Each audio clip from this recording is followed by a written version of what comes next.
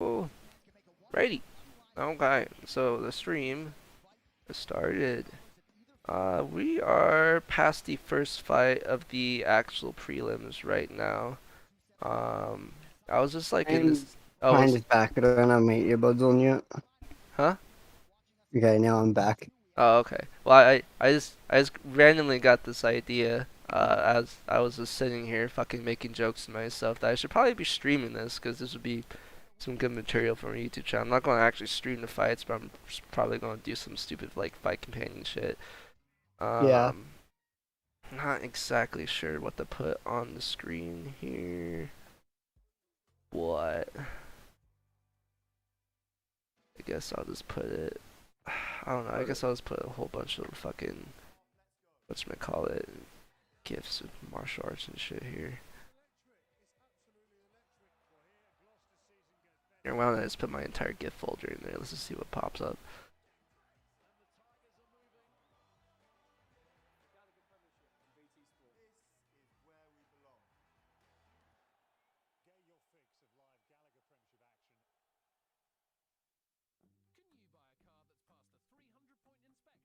Alrighty. Hey, what's good, Mata? You should join the voice chat in the Discord. Fucking get some color commentary in there. Um, fucking a.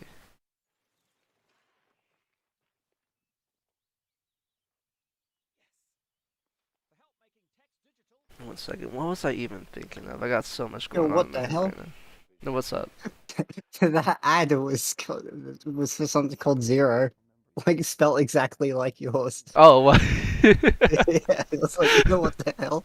You made it to the UFC. Congrats. Hey, there we go. That's what I'm talking about, baby. Yeah. All right. I'm just gonna add in. There we go. We'll just add those in. Shuffle. Pause when not visible. Okay. There we go. And I'll just put this right on over here. Cause I'm really good at streaming production like that, and I'm a mega pro. Hell yeah! All right, that'll just be there, and then I suppose we gotta use like a timer, fucking something to. Oh, this doesn't stay the same size. That's crazy. Oh, what the fuck? That doesn't. That's not what I want to do.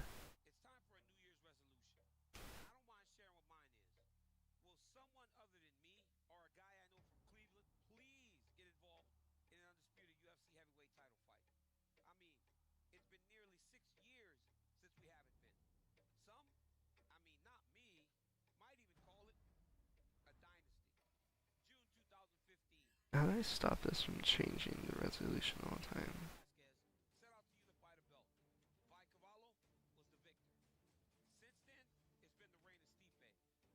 Okay, this isn't even doing what I wanted to do.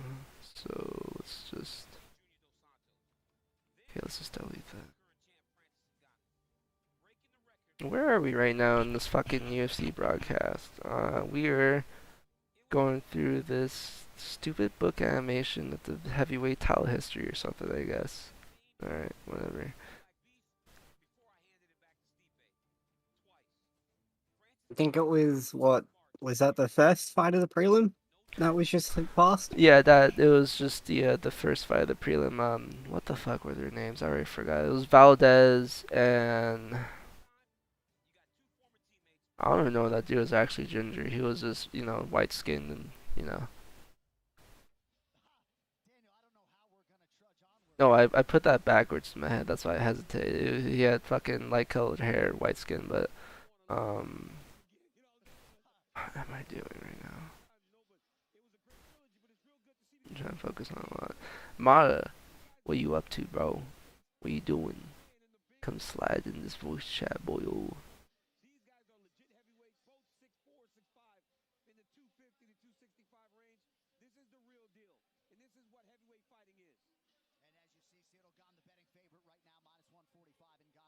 Oh, okay, that's why this shit don't want to play fucking. I got you now.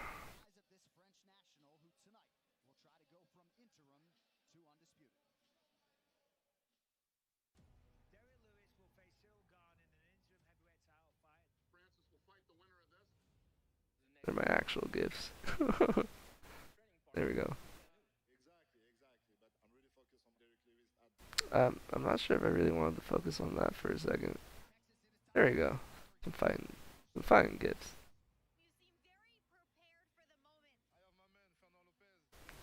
Okay, maybe that was a bad idea.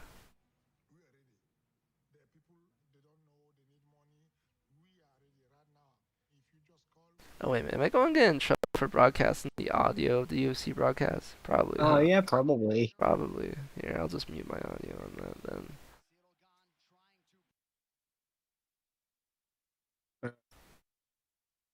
Oh, the people who do flight companions don't have the audio, which makes it really weird when you aren't watching it yourself. Oh, I see, I see. Alright, so I'm just gonna have to like let them know immediately when like the fucking fight actually starts and shit, huh? Mm. It means they probably can't hear me, huh? No, they can hear you because I'm playing all the voice chat through my headphones and I'm playing the fight audio through my TV speakers. Oh yeah. So Okay, I can see it on your mixer. yeah, I have different audio. Yeah. Oh, you're that's right. I'm streaming my screen too on Discord. I forgot about that. There's a lot going on right now. I'm kind of giving myself a bit of an overload. That's okay.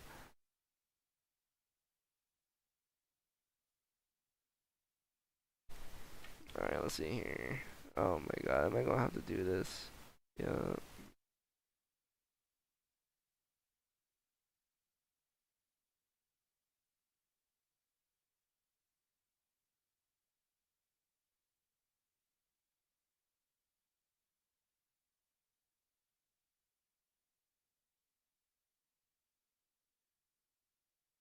Why does it say add files when it only lets me add one file? Oh, okay, never mind. I'm just being dumb.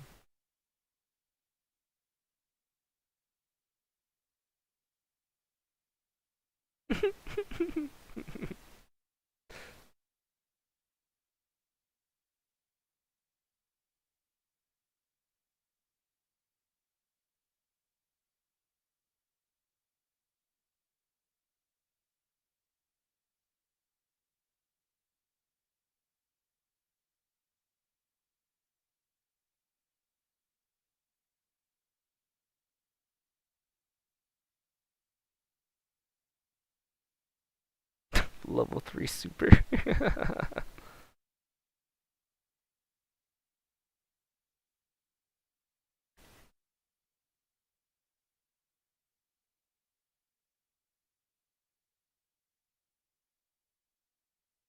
To the rare bears. Please tell me you know what the rare bears are. The what? The rare bears. I I maybe when I see them I'll know them, but You know, it's honestly, not ringing a bell. I just don't know how to like explain it. It's just like a weird 4chan mascot thing. Oh, 4chan. Yeah, 4chan.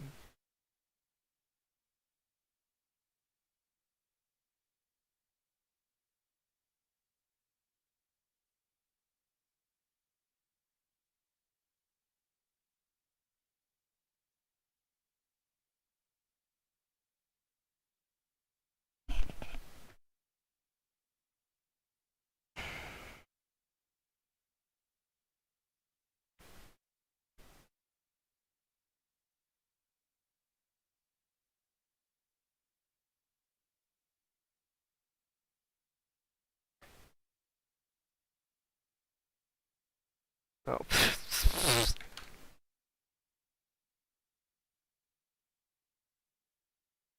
Alright, let's see how fast I can make an icon real quick.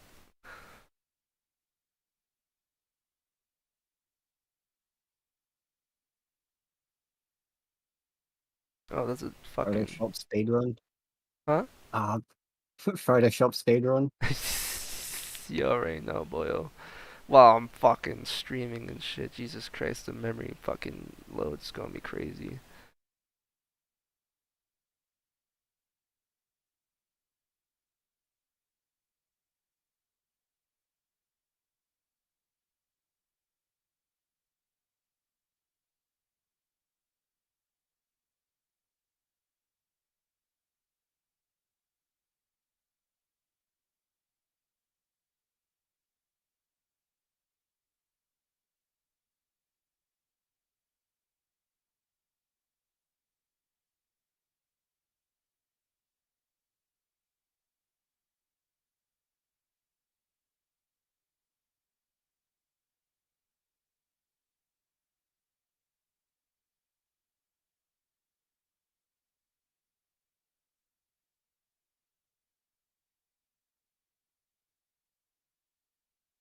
Fuck, what do I even use?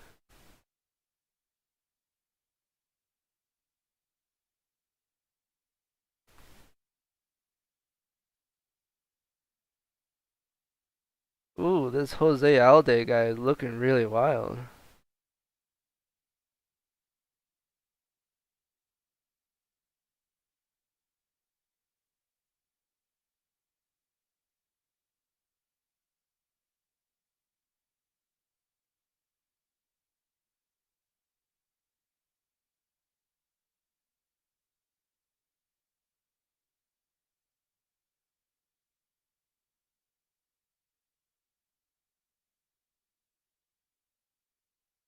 Oh, where the fuck?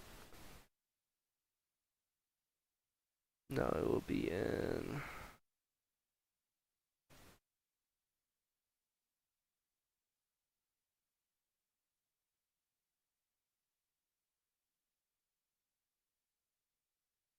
That's a nasty finish rate. That's a what? 16 finishes in 18 fights. Whoa, that is a crazy finishing rate.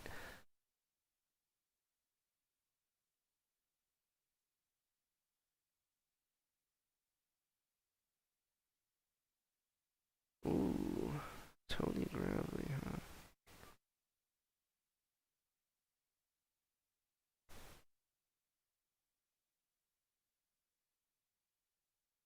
That's not what I want. What do I want? That one.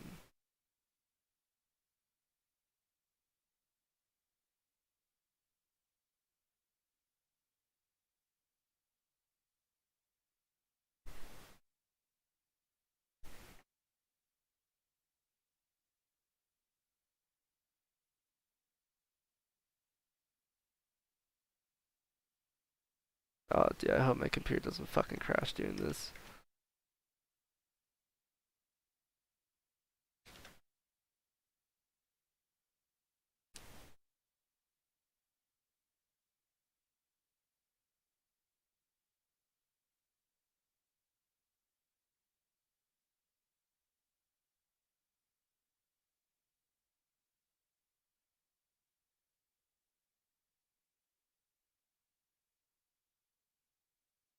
Oh, please.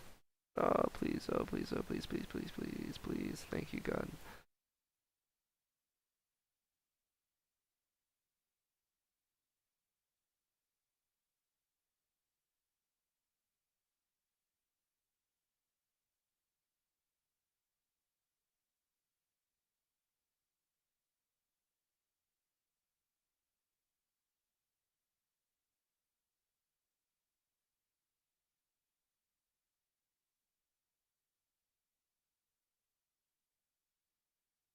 Yeah, how much American media just has ads just constantly. Is is that not a thing anywhere else?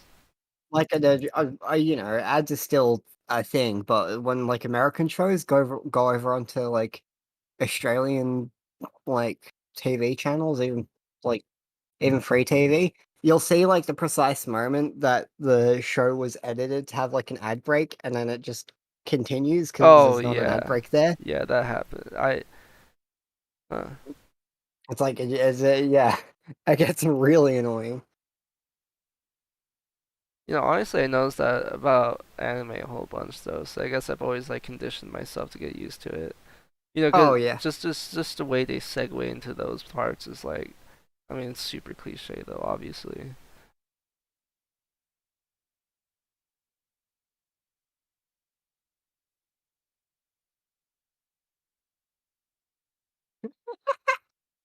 Huh. Go to get all that ad revenue none of the fighters see. All that. Fucking Dana White, you piece of shit.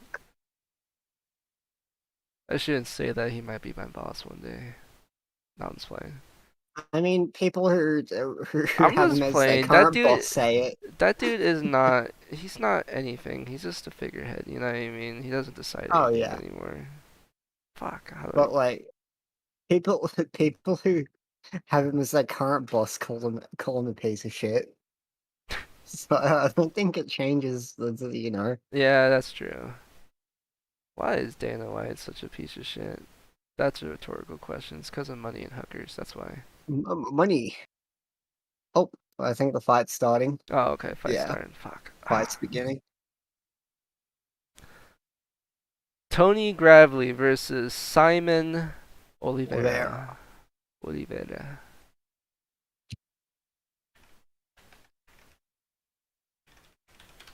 Every fight like I've seen from the cards just had an insane like reach advantage one way or the other.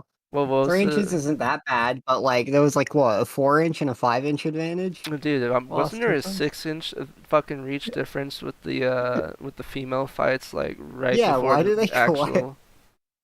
why it's just a coincidence.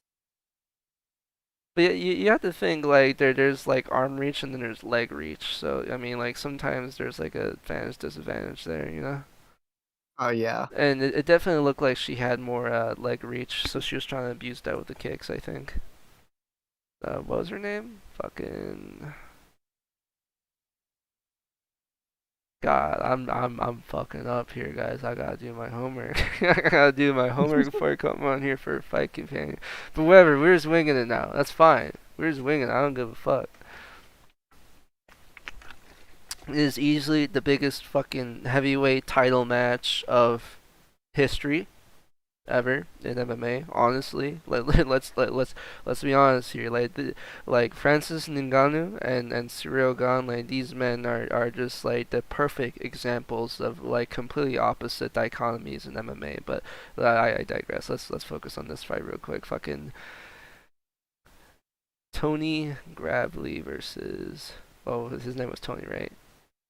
Yeah, I think, and then it was Simon Oliveira. Oliveira. Ooh, Oliveira is starting off with some hard right hands, but Gravley yeah, exposing that that was a high good. guard style. He went up the middle with a front kick, raised the chin, and then went for a Ooh. flying knee. But now they're in this weird dogfight position. It seems as if Oliveira was trying to work for the back or something. But now it looks like Tony Gravely's got a tight arm and Oh, guillotine. yeah, that's tight. Oh, but That might be a finish. I don't know. It doesn't look like he's quite going. Oh, Ooh, I don't know. He might be going out right now. Oh, but his legs are almost out. ah, Oh, dude, that is tight in there. You can see him grimacing right now. Oh, he mm. almost finishes the mount, but that would have been crazy. Oh, Oh, he dude. slipped out. Oh, slightly. Oh, yeah, he did. He did slip out. Holy shit, dude. What an effort. What an effort. Look, he's going to go for it again, but his shoulder's too high, so he's going to hurt himself if he tries to do that shit. I'm trying to control the far wrist with both hands. What is he trying to do now? He's got kind of like an open half guard. I think he's trying to, yeah, he's trying to push off the cage to get something working here. But I'm not entirely sure like how well that's going to work. It looks as if he's trying to control that far wrist to keep himself from getting hurt. But my only question is, why isn't he trying to do anything with his right arm right now? I mean, it looks like he's trying to dig for a underhook on that leg. It looks like he's trying to bridge off the ground a little bit with a traditional half guard here. He's not like flattened out, but he's like 2 steps away from getting like leg triangled or fucking, yeah, again, wrist barred right here. It looks like Oliveira is going for a 2-on-1 grip here. He's got inside wrist control on the side. Now they're on like a turtle position. It looks as if Oliveira's switched to the other arm. It's got the inside wrist position here. Oh no, he switched it. Okay, so he grabbed with his left arm. He grabbed Gravely's left arm, that is, and then fed it over. Or no, I'm looking at this wrong. Or no, he grabbed his left arm with his right arm, then fed it over to his left hand here. Or no, He was thinking about that guillotine again. he is. Either way, really good inside wrist control and switching off of the hands by Oliveira here to keep control of the back position there. But it I looks think like, it's Gravely on top. is it Gravely on top? Yeah, white shorts. Oh, Oh, I had them mixed up the whole entire fucking time. that's okay. Oh well. He can't finish that from here. The guillotine's not, yeah, That guillotine's anything. not going to work, but if he can get that left hook in, maybe he could try to force something out. But now he's getting smashed again. Oliveira, that is. All right, guys. For like the entire first minute of my commentary, just forget I even said Oliveira Gravely. Just switch names around, whatever. Let's see here.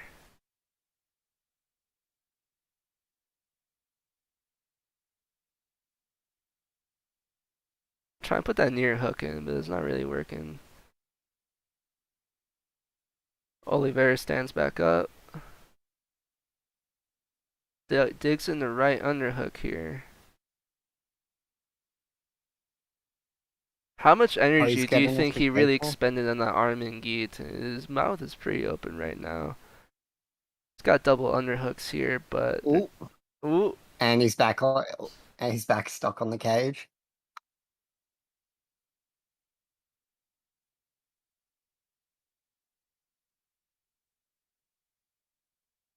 he's doing kind of a weird job here, defending the takedown attempts from Gravley here. He's doing better now, I think, just because he's actually turning into Gravley. But for a moment there, it looked like he was trying to turn away while using his underhook to press him back into the cage. But you're not just going to muscle anyone into the cage if they've been training. Gravley doing a good job of wearing that Oliveira here on the cage. Oliveira looks like he's going for another arm and guillotine. I'm just not sure how well that's going to work while I was up against the cage like that. Because how are you going to pull up? Oh, but he's got the half guard. Oh, Switch to one arm guillotine, but now his elbow is nowhere near his chin. Oliveira really likes that guillotine. He really believes in that thing. yeah. Whoa, that might be it. That I might be mean, he the had some really squeeze. early Nah, it's not success. enough time. He had some really early success with it, so it's probably just going back into the well. Hmm.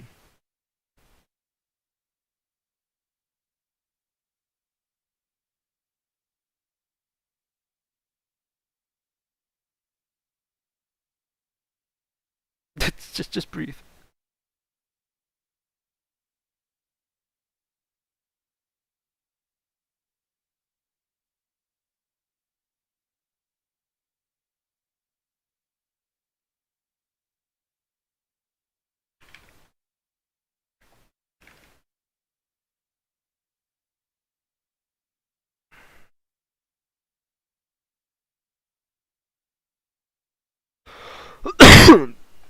No leg diving, he said.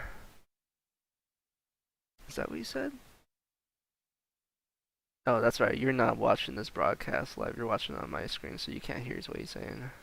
Oh yeah, I was watching it live, but I realized I was mistimed with you. I was like a bit ahead. Oh, I see.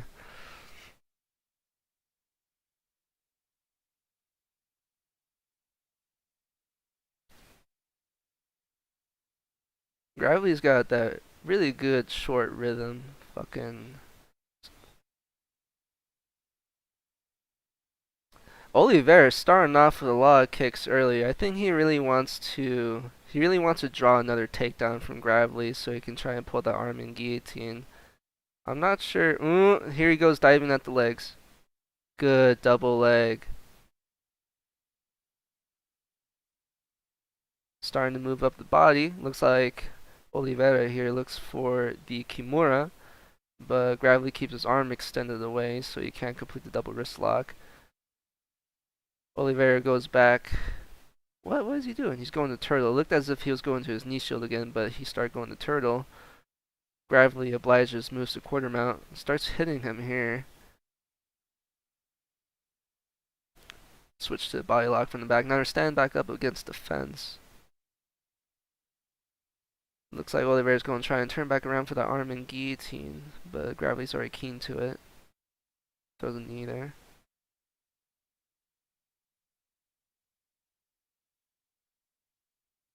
Oh,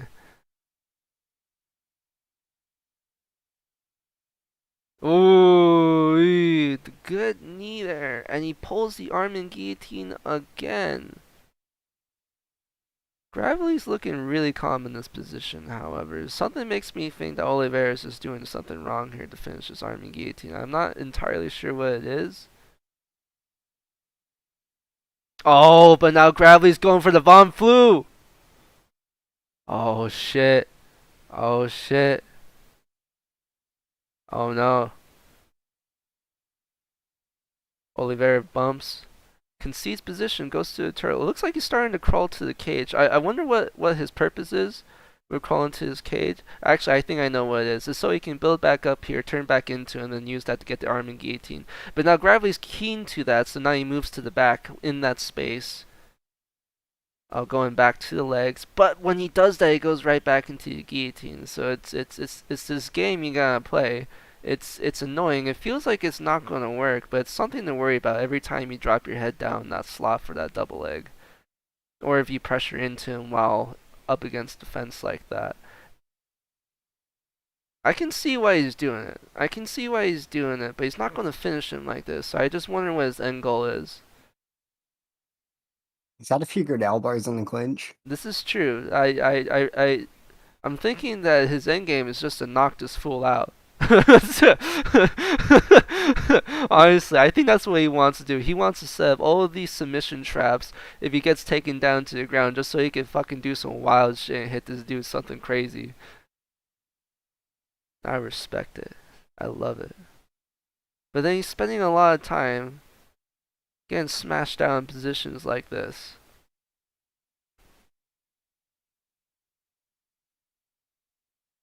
Like every single other time we've seen him get into this position, he's worked pretty quickly back up to his hands and feet. It looks like he's starting to get on the cage, starting to walk a little bit, but now the amount of time that Oliveira is starting to spend on the ground, being smashed by Gravley, is starting to be extended. So it really makes you wonder how much more damage he can take while, moving forward in this game plan. I mean, it doesn't seem like he's taking the worst damage that he could, but he's also being exhausted at the same time by how crazy this game plan is. Those are some nasty elbows, though. Yeah, he's Those are going wild some with it. nasty elbows, but a good knee in return too from Gravley. Well,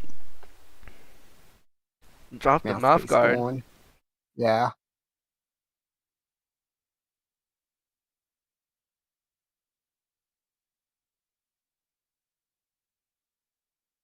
Oh, he's absolutely pacing him up with the elbows. Yeah, he is. But it also makes, oh my Oh, god! It makes you think about the punches that he's taking in order to get into those positions to do that, however. Oh, mm, look at that. Gravley thought about going for a guillotine there for a sec. Oh, you see what I'm saying? Oliveira doesn't like that. He doesn't like that. Doesn't like those hits to the fucking face. Oh, shit.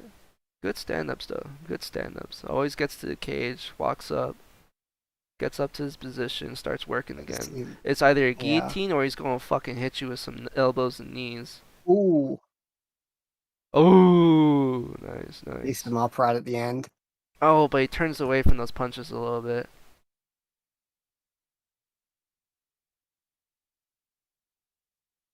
Let's listen to what the coaches say.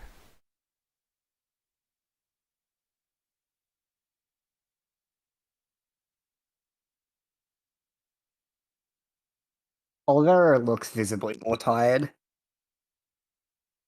I accidentally elbowed my mic. Apologies. So good.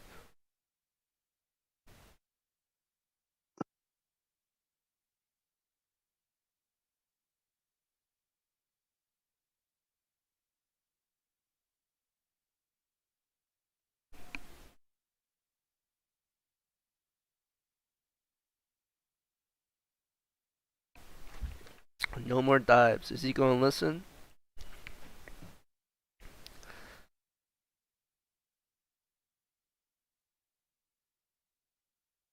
Let's see what Oliveira does from here. I really think Gravley walks this over to a decision.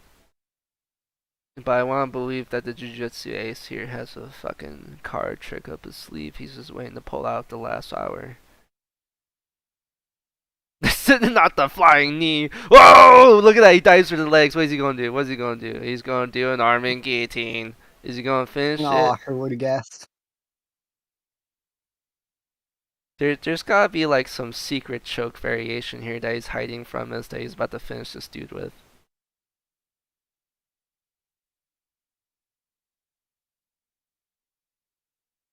Ooh, that was a cool move. Gets taken down. I don't know, man. I don't think. Whoa, okay. That's so crazy. He locks up the guillotine first, and then he gets all the other controls second. It just really makes me think what he's planning to do with this finish. The right underhook looks like a good idea. It's connecting both his hands here. He's got half guard, so he's going to start crunching into his left side, but he's too sweaty, so his head's going to pop out. I would just think that like that's not a good setup to do, you know what I mean? To have the shoulder so high when you're trying to do the guillotine. You know, at least on the choking arm, you know, like I am a firm believer of the high elbow, but that shit just has to be wrapped around the chin better, you know? Getting smashed from here, bro. Oh shit, Gravley here going for the arm triangle.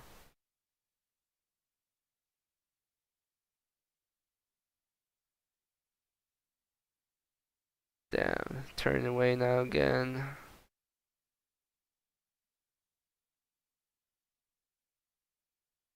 Starts inserting in that right butterfly hook. Ah, Gravley does a good job switching the hips and moves over to side control. Oliveira bases back up. Gravley gets on the back, so what does Oliveira do? Gets on the cage, gets back up, and I wonder what he's going to try next. Is he going to try and arm and guillotine him? No, he gets in the underhook. Blocks the elbow, anticipates it on the separation. Gets clipped by the left hook down the center. Oh, hey. Shows the left hook and throws the right low kick. It looks like they're in the striking exchanges now, but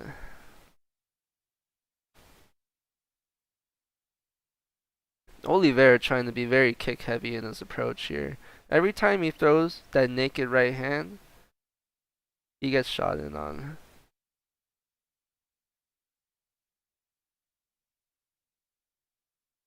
Oh, It really makes you wonder like what Oliveira could be doing if he tried to work in for that jab a little bit more, try to control the distance, maybe throw those knees in anticipation for the takedown. who would have guessed another guillotine? Who would have guessed, dude? I even he just does it so weird, you know what I mean? Because it's just like he does it in such a bad position every time. It's just like, have you finished people like this? Like, I've never seen this dude fight before, so maybe I'm just being a fucking hater, but, like, oh god, now he's getting really pounded in here.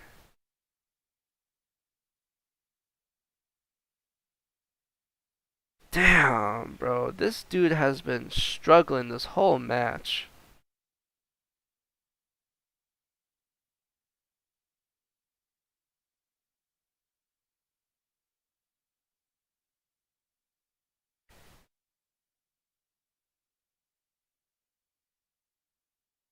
Ooh, good right hook to the body.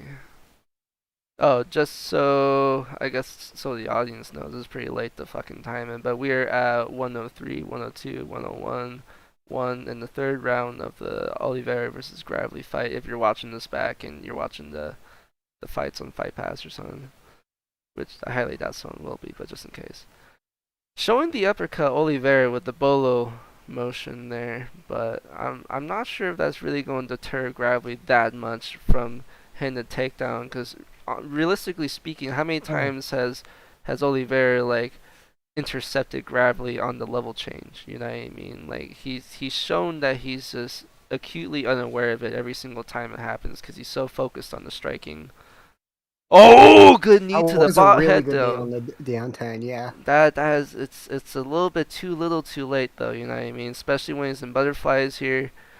Posts away, tries to stand up and run away along the cage. That was pretty smart. Oh, but he eats a good Oh, knee in the left hook. Oh man, tries to step in with the right knee but gets caught good by a right hand from Gravely. I don't know, man. I think that's a 30-27. There's no way that's not a oh, 30-27 for yeah, Gravely. he got basically laid on for 3 rounds. Yeah. The Armin guillotine though, man, it had a really good chance of working that first time, I feel like, man, but you know, there's just not. It's like he saw that early success and then just like it became all new. Yeah, it's just I don't know, man. That just seemed like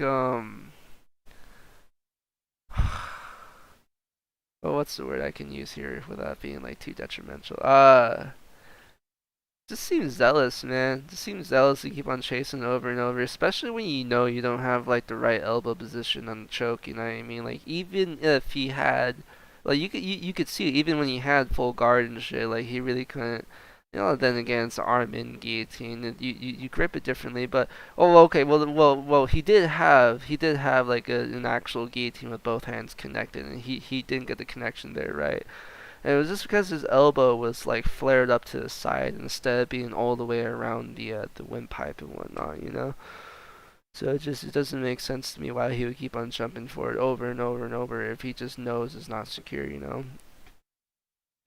But it was a good. He was doing a really good job of having a specific jiu-jitsu sequence, a specific stand-up sequence on the ground to where he could go into it every single time. I feel like really it's just the finishing details that he needs to work on.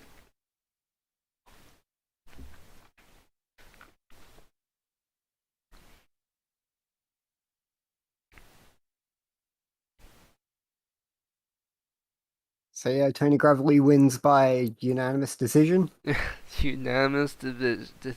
Division, Decision. what? Unanimous division. But we're all one. No, I'm just playing. Let's see what they have to say.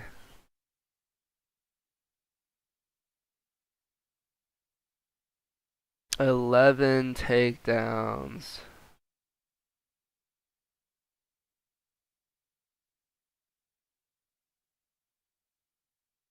Everything in here is tight. Pause.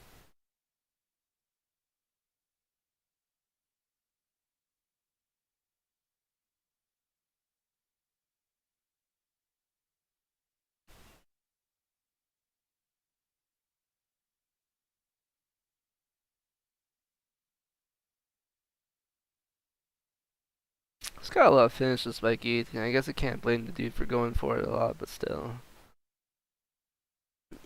You can just tell when someone's going to a submission as like a fucking Hail Mary latch ditch effect and effort. It's just like, even though it's like just constantly failing, like it's just not sunk in right. Like you can just tell when someone's just forcing it way too hard, and someone that dude was forcing it way too hard, like practically every exchange after that.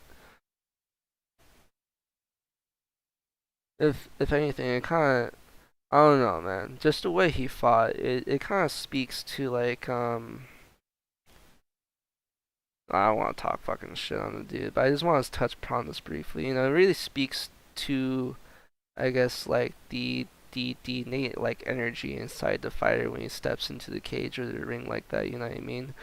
Like when someone is that wild, that reckless, you know what I mean? They're throwing spinning attacks, flying attacks, trying to do whatever they can, fucking betting all they can on the submission, just try and end it early. That's exactly what they're trying to do. They're trying to end it early. They don't want to be there. They don't want to be in there. They're not about it.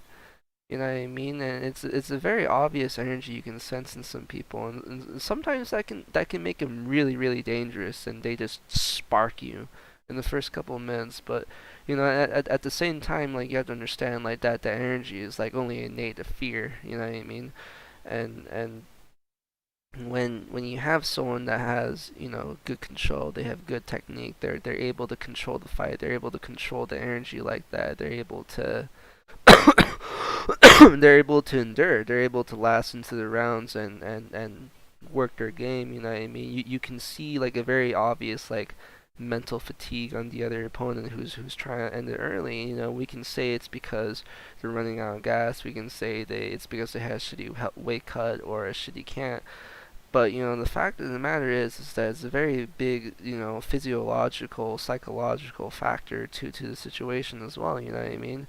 Because it's that feeling of mental loss every time you throw a strike with all your might and you miss, or you hit a dude with a crazy hard attack that you put all your energy into and it doesn't even phase them. You know what I mean? That there's so many things like that can happen in a fight that should be relatively like normal or small to someone if you're just going through your game plan, just putting the numbers in, putting the money in the bank, and trying to put the motherfucker out.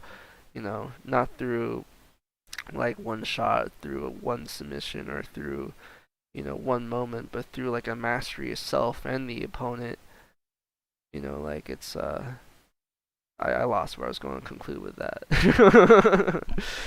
But that's just why I wanted to say that we saw that happen to that fighter. Like he lost practically right after he couldn't finish him the first time he tried that. And it's something really important to think about when you get into fighting or competing in general. You gotta have the discipline, you gotta have the courage to stay in there.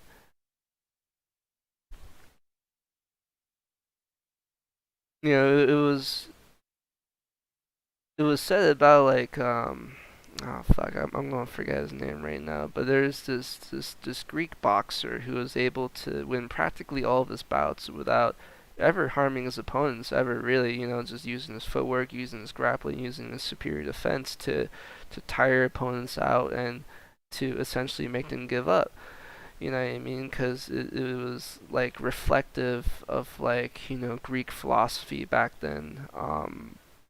The ideas of stoicism and whatnot, and the ideas of free will, freedom of choice, and so it's like implied, to put it simply, I guess, to put it horribly simply, but it's implied that to try to knock someone out, to try to end the fight very quickly in like a fast manner, a desperate manner, a violent manner. You know what I mean? This is seen more as a fearful way of fighting. It's seen more of a way of cowardice because you were attempting to end this contest by injury, or yeah, it's by injury when you pass out from getting choked, or when your fucking arm gets broken in an arm bar, or when you get knocked out, or when your orbital gets shattered with a giant fucking elbow. That's the fight ended by injury. You didn't choose for that to happen. So they say to achieve the highest victory and to prove yourself as the most beautiful soul, it is to make someone lose by freedom of choice. And that's like, what they would say is the true idea of a martial artist, I suppose.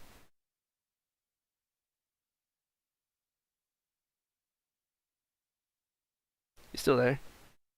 Oh yeah, sorry. I was looking up the next fighters. Oh yeah. Who's up next? Who's up next? So we've got Jack Della Maddalena, 10-2, and I think and Pete Rodriguez, 4-0. And this is both of their UFC debuts. They've both got crazy finishing rates. Maddalena's ended 9 of 10 of his wins by some sort of finish, and Rodriguez has a 100% finishing rate so far. Oh, okay, okay. So these are the bad boys. These guys, I'm not sure if they're going to be after that whole spiel about KOs and Fear. Yeah. We've got two people who absolutely go after it. Oh. Madalena is the favorite in this. It's at welterweight. Okay, okay. We got two bad boys coming in, both trying to fucking take each other's heads off, huh? Yeah. Rodriguez's 4-0 record sort of doesn't show his amateur record, which is, I think, yeah. Elena's only had 2 amateur fights, and Rodriguez had like 12 Oh. or something. So I think they're pretty similar in experience. Okay, okay. We'll have to see. We'll have to see. And yeah, both of them have mostly finished with strikes.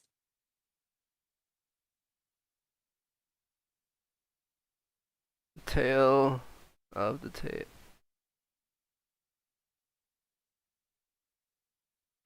2-inch reach difference between these boys.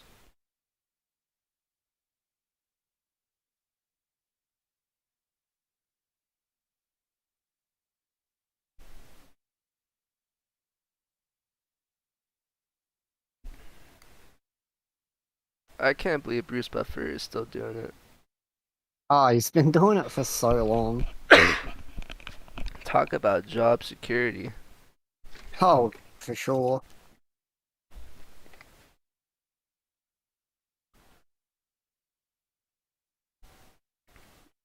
5'9" is pretty short for welterweight, isn't it? Huh? 5'9"? 5'9" is, yeah, like for welterweight.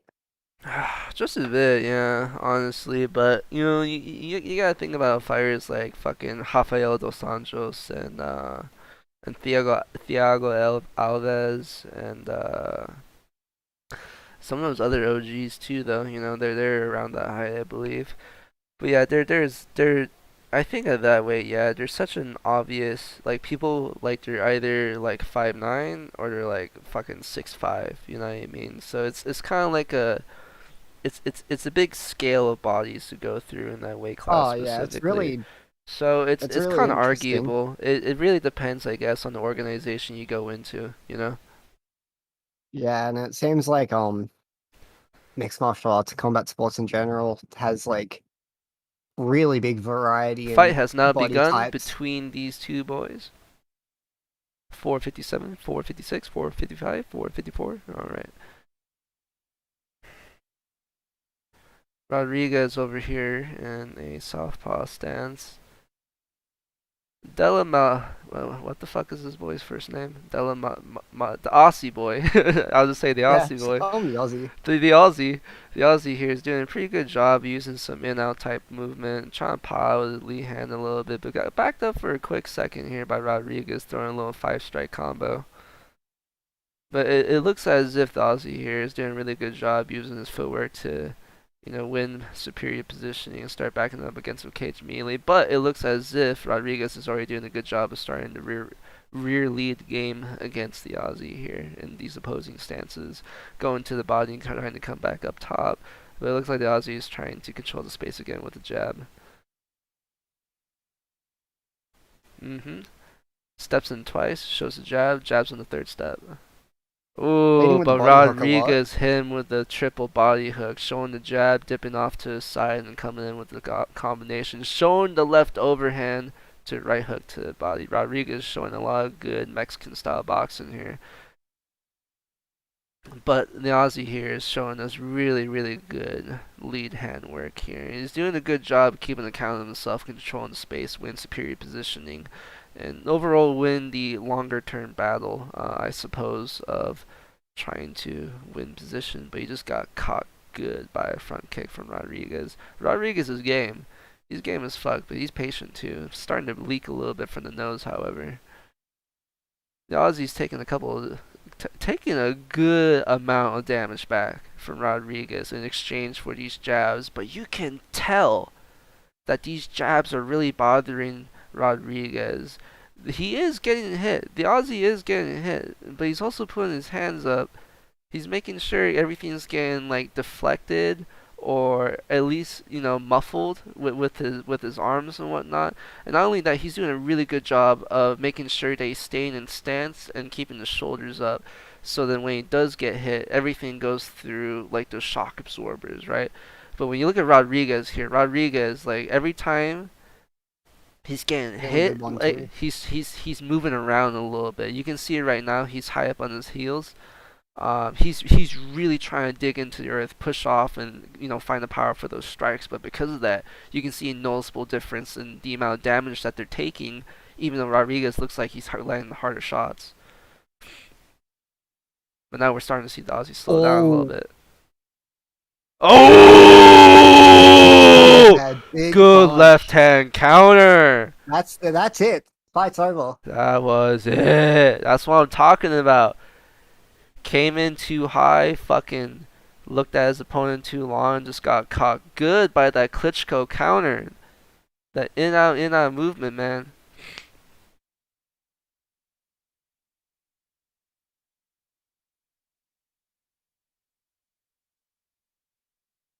Amazing knockout. That was an amazing counter. That was beautiful. Look at this. Jab, jab, jab.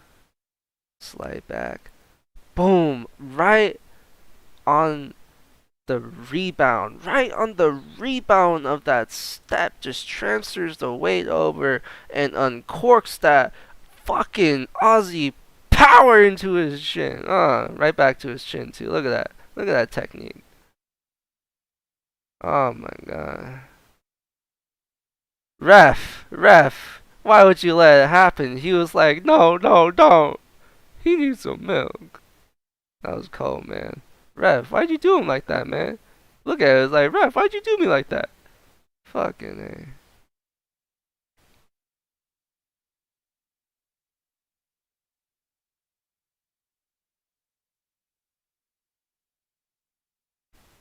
That was an amazing knockout. Holy shit.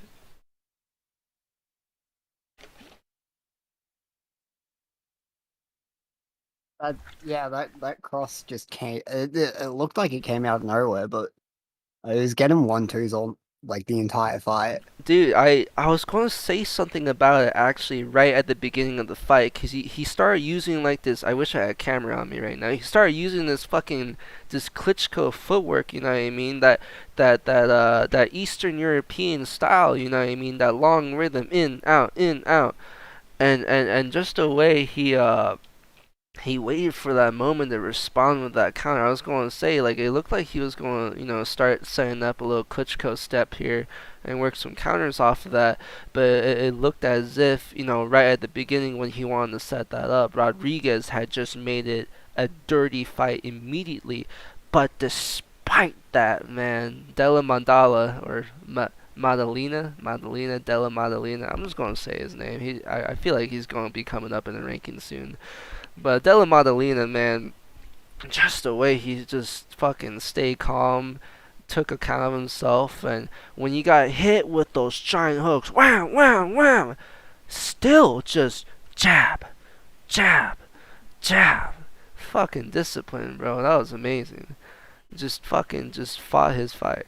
That was great. Still prelims? Hey, what's up? I was good, Stat Fox.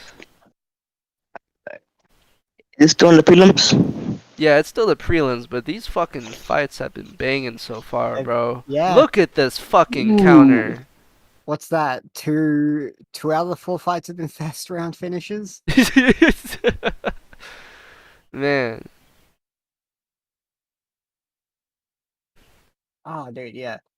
This guy's absolutely gonna go places. yeah, he is, bro. He's He's a top he's only fiver. 25. What? This is welterweight?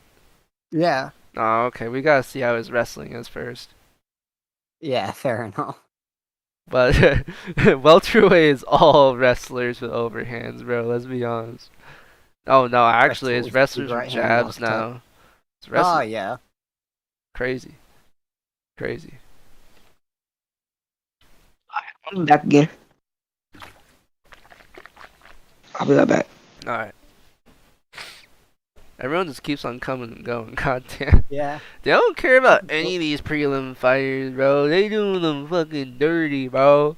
Come on, man. You don't know who the fuck's gonna be the next world champion, bro. You gotta look out for them, man. Fucking haters, bro. Nah, I'm just playing. It's all good. It's It is not a what name it is.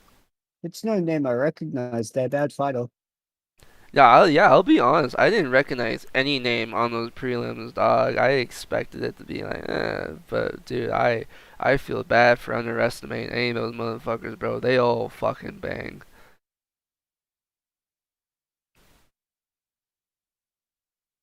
Hey, Dr. Jones back. Oh, Cha Cha Chong's back. I'm not, I'm sorry for you guys. You guys kept showing up with just after the fights. How many?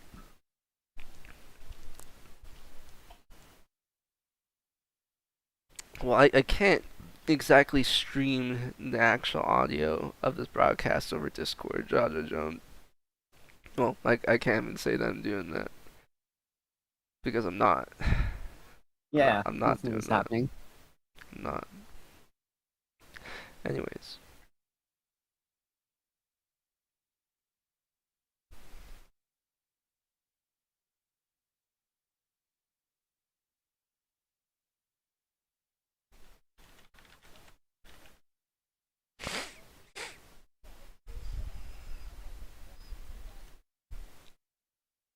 The next two fighters, Victor Henry vs Rariny Barcelos. I don't really know how to pronounce that name, but Yeah, here. funny thing is, Barcelos actually fought the last time Garn fought. Oh, really? Yeah. On not the last time. I think, yeah, definitely not the last time. He hasn't fought since last year. I did not read that right, but yeah, Here, last let time he me. fought was on a Garn card. I see. Let me look at Tapology real quick. Let's see here. Barcelos 16-2. Henry 21-5. 16-2, 21-5. Whoa, but this guy's ranked number 1 in Japan. How many old men did you beat up for that one? how many, how many motherfuckers did you pull out of the retirement home for that ranking? No, I'm just playing. No, I'm just playing. They don't put in retirement homes in Japan. They live with their families because they care about that shit. Whoops, did I say that out loud? Oh, damn, this dude was he was in Pancrase for a while, huh? I can respect that, bro. Japan would be a hard fucking spot to start off for MMA. 21-5. 5 Ryzen. Oh, okay, against some. I don't recognize any of the names on this list, but some of these motherfuckers. Oh, except for Hideo Tokoro, but I mean, I wonder how long that guy's been over the hill. I mean, honestly. Um, but somehow Hideo Tokoro still fucking lasts 3 rounds against fucking Tension.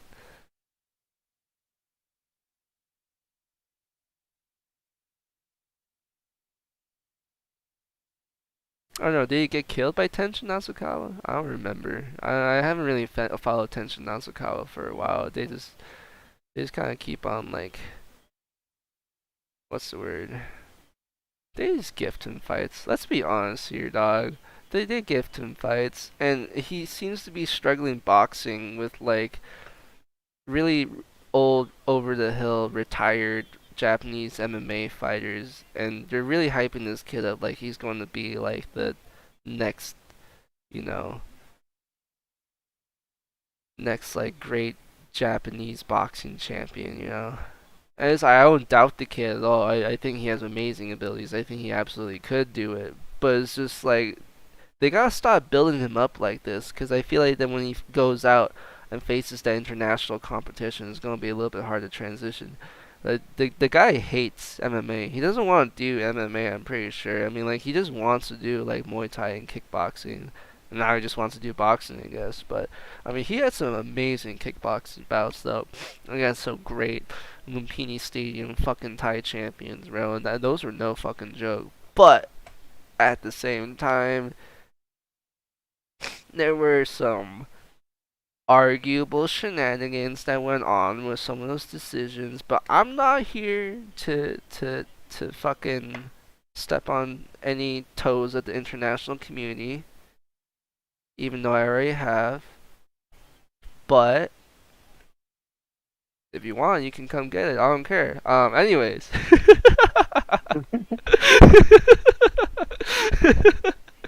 Oh man. It is what it is. I'm down to throw hands. I don't give a fuck. Um, I'm starting to talk about an incident like completely unrelated to all of this that happened a while ago, but you know, it's. I'm sure everyone's forgotten about it by then. Now, honestly, it was just an amateur tournament.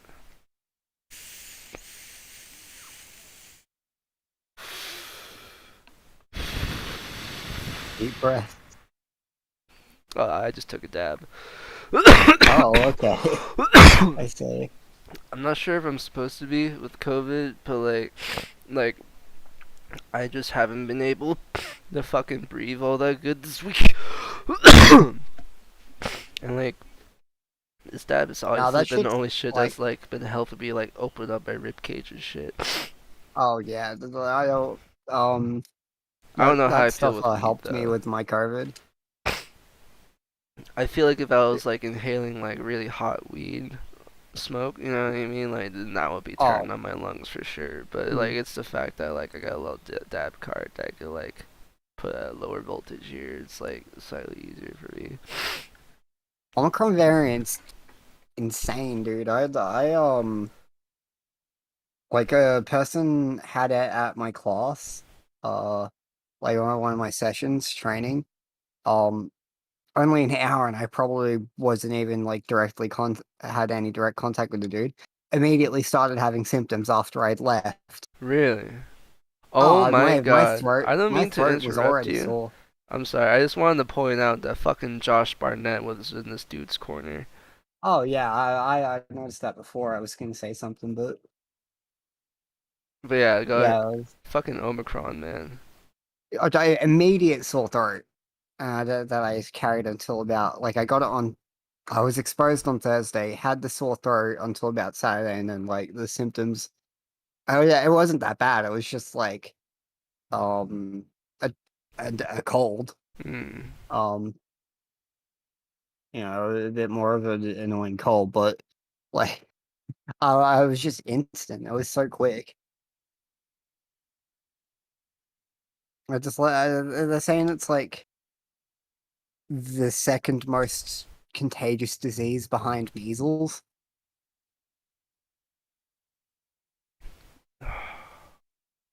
Really? I heard that somewhere on the news. Jesus Christ. And that makes sense, Yeah. honestly, because fucking holy shit, America made so many fucking cases just spike up Oh during the yeah. pandemic. It was, oh my god, dude, I hate it. I guess we're still in a pandemic because of fucking America, but, dumbasses. You joined, who is Mm, that? fans. Who? Oh, it's Comic Sans.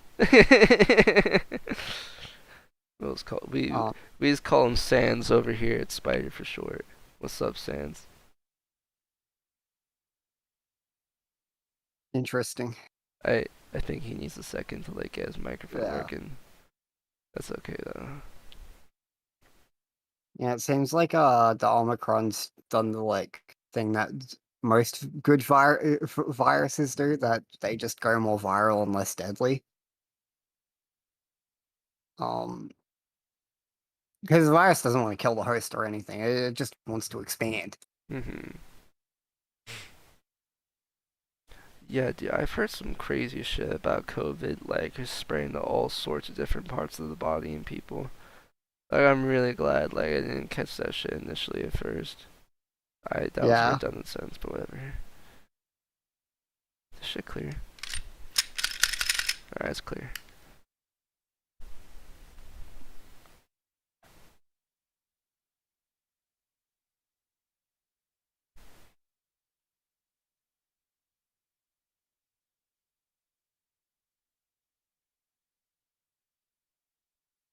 Oh, You see that thing about they were referring to Gon as a champ, and Gon was just a predator on their Instagram.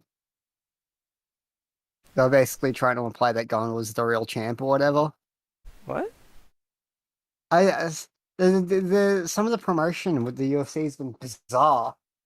the hell? They like Gon's getting like the subtitle the champ, and Gon is getting called like getting called by his nickname the Predator. It seems like Oh, it's more Dana White discrediting bullshit. huh.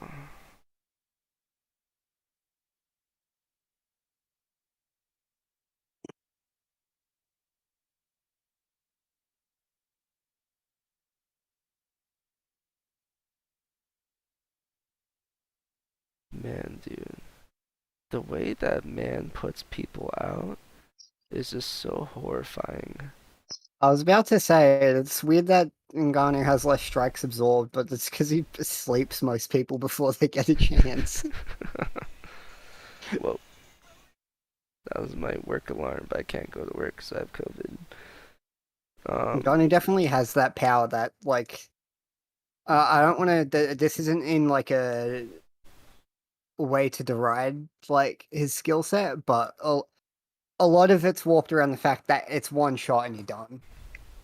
and it's him trying to. He's got a lot of good ways into setting it up now, especially in that Stipe fight. Mm-hmm. But a lot of it was built around the fact that people really couldn't make many mistakes around him. Yeah, that is true. I mean, I think that was just like the entirety of his game for a long time. You know what I mean? Oh Obviously, yeah, he had really good counters. He had really good awareness. He had really good fight IQ. You know what I mean? But I think now, like I've been watching over that second Stipe fight like a couple times, man. Francis just he has. I don't know, man. nah, I think he could really turn out. Honestly, now at this stage of his development, I really think he could try to pull Surreal Gone style on Surreal Gone, possibly. There is a. No, I don't want to say clumsy, because it's not clumsy. There's just a difference in level of proficiency.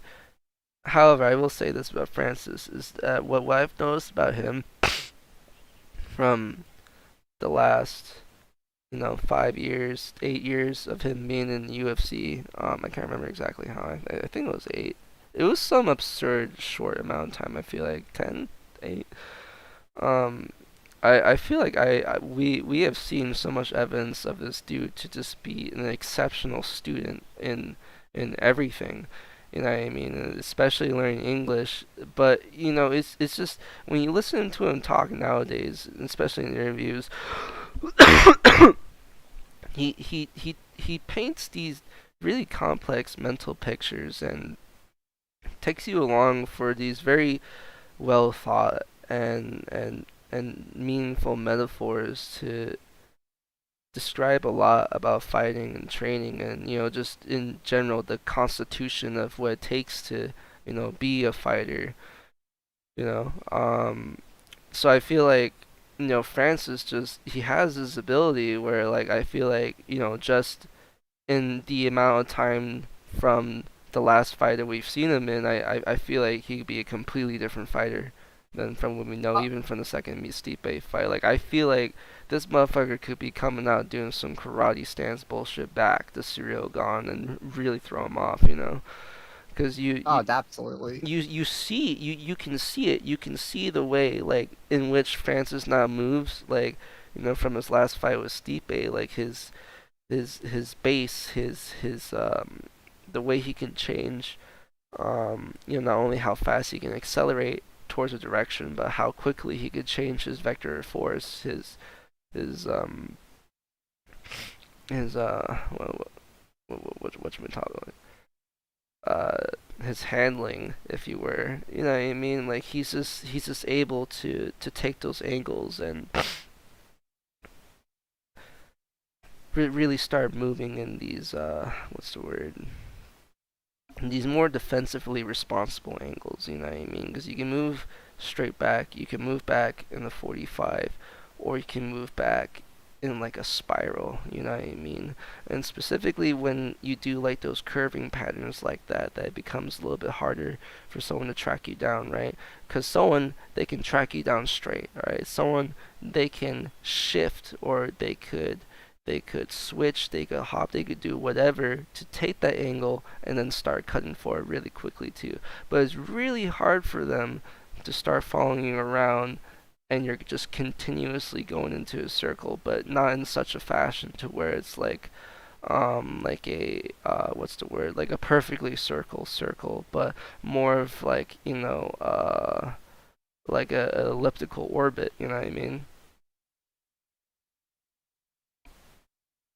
Yeah, yeah, yeah, for sure.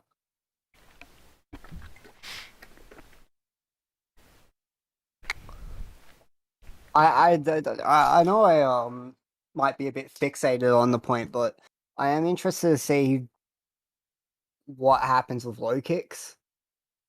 Whether it becomes a big factor, because I was watching back through a lot of Cyril Gane's fights. He loves taking whatever stance puts the position to open, and then just doing outside leg kicks, just poking with it. Um, and I was watching back through Ngannou's fights, and up until about the Stipe fight, um, he sort of just didn't address it. He would just because if you try and kick him in the leg, he'll just step in and throw a cross, and you've died, and your bloodline's gone too. Like Your you know, kinsfolk feel it. you try and leg kick him, and DC locks down because they think a nuke went off somewhere in the country. Um, so he's just sort of not addressed it or attempted to step in, and then in the Stipe fight, you saw after about like half kick four, he starts pulling his leg away. Um, but no one's really committed to a extended leg kicking attack. I feel like Sirigan might be the first guy to really attempt that and see how Ngannou addresses it or fails to. I think that'll be an interesting aspect to look at. I think so as well, but I think Cyril Gahn would really take a boxing approach, Mm. I'm not really sure if he would really try to mess around too much with kicks.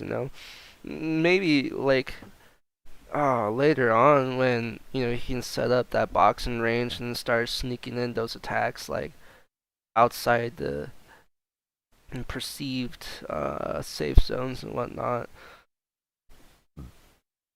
But I don't know, man. I don't know. There's just so many questions that need to be answered within the first 30 seconds for me to really start thinking some conclusions. And then the thing is, it could be over in that amount of time too. So it's just I don't know. I mean, yeah, people. It's. I'm ready to I see feel this like, motherfucker go at this dude though, bro. This yeah, guy got some legit lineage behind him, man. I'm looking at his wins a little bit closer. He did beat up some old guys, bro, but I don't know. He looked like he got to the top of like the Japanese ladder pretty good. yeah, we're closing in on the intros for Barcelos vs Henry. For anyone watching.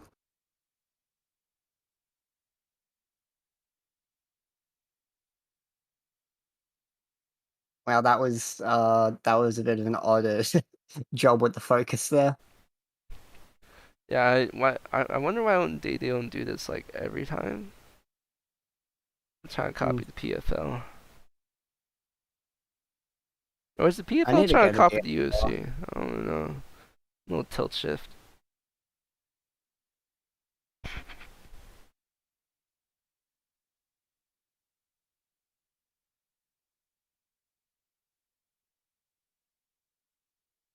Oh wow, this dude's a heavy favorite.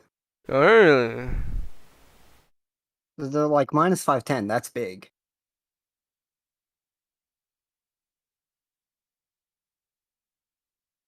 I wonder why fucking Vegas odds got him that good.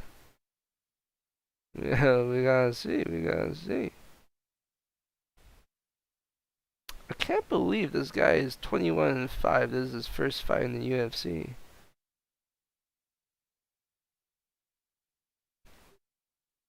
I might need to double check that. I don't even believe that I read that.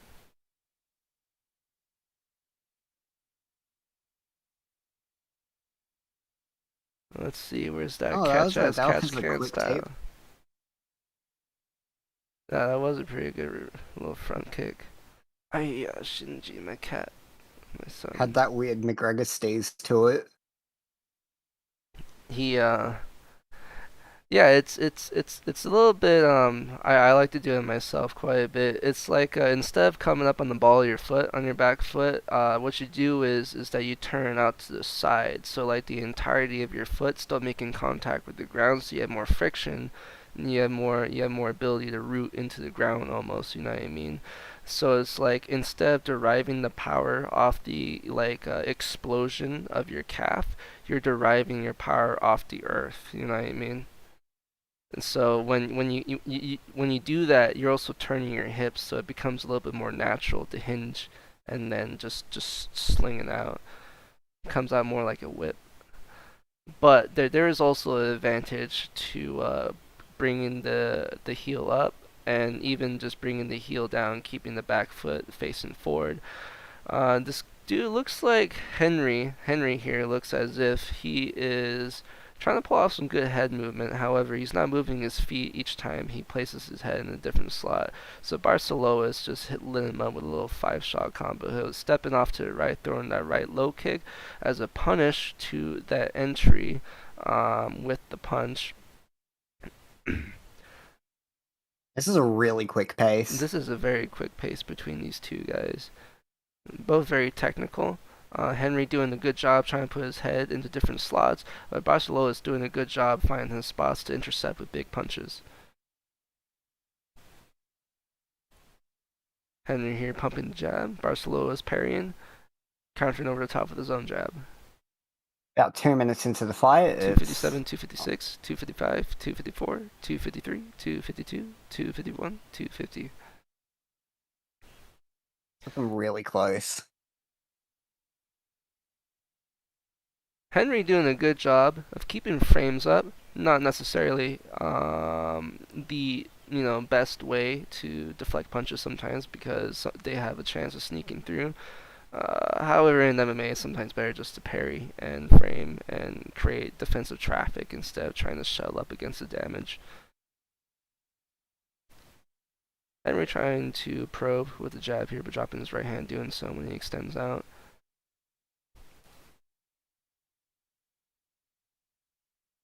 Barcelos is showing a really good account of himself, making sure to stay a little defensive here, very active, keeping his eyes open and trying to respond to every strike.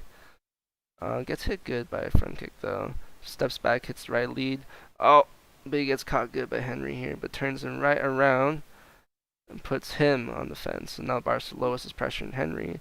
However, Henry's doing a good job of landing some shots, but eats one back.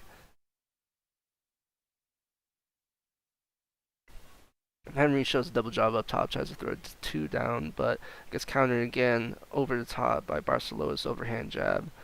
Good Vanderlei left hook.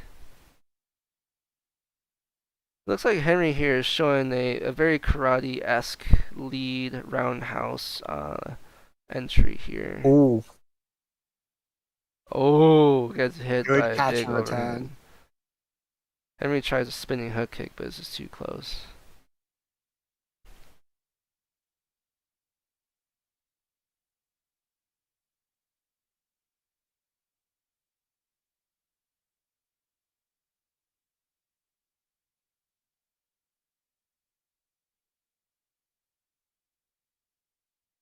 Good right hand. Henry's starting to, you can see he's starting to get a little bit more relaxed, a little bit more loose. But yeah, he is having to make some adjustments in this fight here.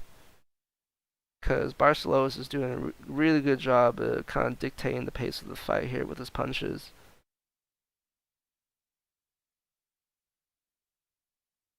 Barcelos just sitting down on some of these punches, but Henry doing a good job of making this a dirty fight, entering into a clinch now and starting some dirty boxing. He's taking some shots doing it. But the fact of the matter is that he's getting inside and he's hitting with these short shots. He fucking knocked him with some knees upside the head, and Barcelos does not like this. Henry is starting to turn the momentum of this fight into his favor. Nice. Damn. The moment Henry got into that clinch, the momentum just started rolling in his direction. There's a crazy turnover.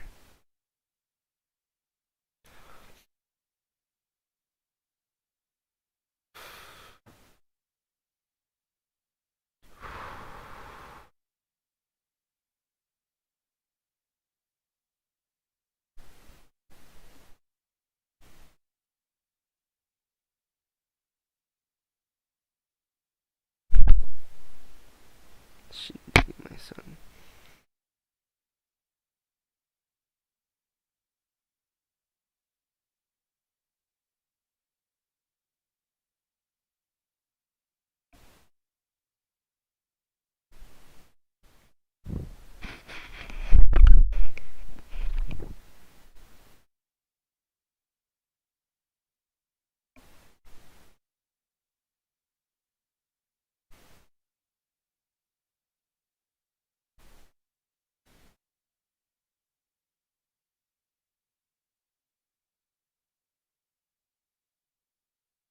Round 2 begins. Round 2. 457, 456, 455, 454, 453. Henry doing a good job keeping his head moving off the center line here, moving the Vance against Barcelos, trying to really push the pace and starting to get into his rhythm now. It looks as if he is. He's really starting to up the pace on this guy. Or actually, honestly, should I even say that he's been keeping the same pace on this guy? It's just the fact that Barcelos has been very content in sliding back and waiting for his opportunities to now sit down and hit. But now you can feel that Barcelos knows that he's got to try and do something to get back into this fight, because he doesn't want to get backed up again and clinched up to where Henry can just start unloading those shots upside his face again.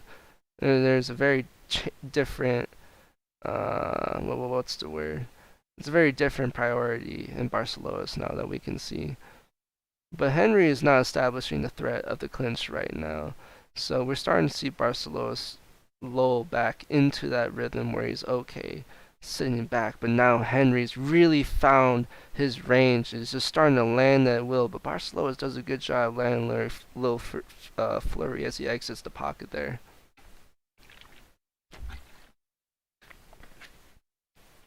Good jab from Henry. Good front kick. Oh, but it gets nailed by a good jab himself. Barcelos' jab is heavy. Showing a very Vanderlei-esque rhythm here. Just left, right. Keeping arms in. Just unloading on every single punch he can throw.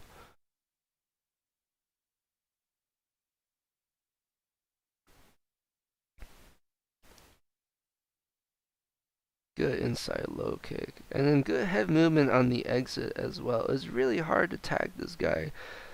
However, against someone who's such a good hooker like Barcelos, one really wonders if he should be fine with his hands so low. You know what I mean? What he was doing at first with the establishment of the frames and defensive traffic as he's moving back, I felt as if that was a lot better. Like right now, like as he's trying to establish his frames to advance, it worked a lot better for his defense. But who knows? Because he's not getting landed. He's not getting hit with those hooks. But the way he's ducking underneath those hooks makes me worry if this guy wants to throw a knee. Good pull though. Good awareness. Good eyesight to be turning with the shots as they come to, even if they do hit. Amazing. Amazing awareness. Resets the distance. And he pulls after every straight he throws. He'll throw a straight and then pull immediately after.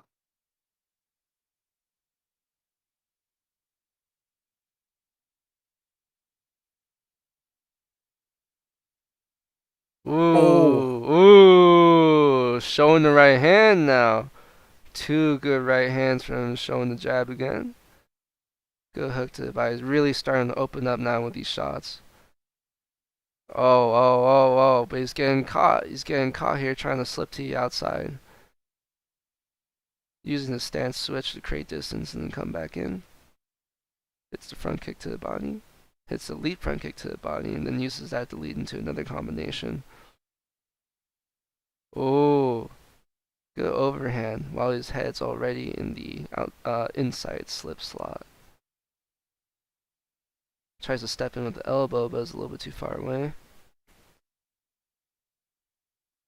Looks like Barcelos tries a, what's the word? Not Kauchi. Kosotogari? It's either Kosotogari or Kosotogake. I think it's Kosotogake, but instead moves to the back. But it's really easy to get someone off your back if you're up against the cage and they don't have their hooks in. Even if they do have their hooks in, like I suppose the word isn't easy, but there's a tool right there that you can use to try and peel someone off your back. Look at that live odds for Barcelos versus Henry. Plus 195 versus negative 290. That's crazy. Or minus 290, whatever. Good right lead. Very Manny Pacquiao-esque. Saw that head kick come and brushes off his temple. That's crazy. This dude's getting really comfortable in there. Definitely feeling himself now. Oh yeah, no, he's getting into a mojo now. This motherfucker done unlocked his ultra instinct, you know what I'm saying? Well, maybe not quite yet. I feel like he has a couple more gears he could go up into.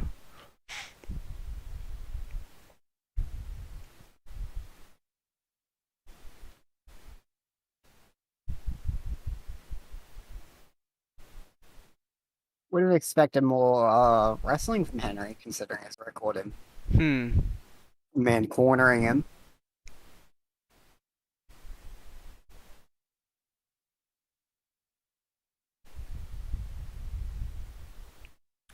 This is true. He does come from UWF.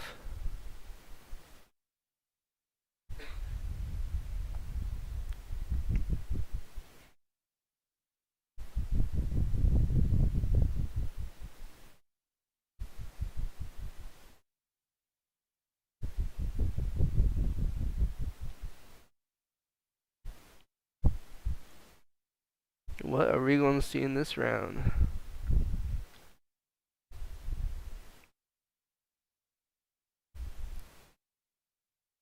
Oh man, these boys are throwing hard right off the bat. But Henry started staying very measured with his attacks still. Some from front kicks, showing a retreating lead roundhouse and using a recoil to throw a right hand and then steps off to the side. That is just amazing body control in the amount in the techniques that he's choosing and the way he weaves out of range here after throwing so many strikes. Is very clean. This is very crisp, just very clean.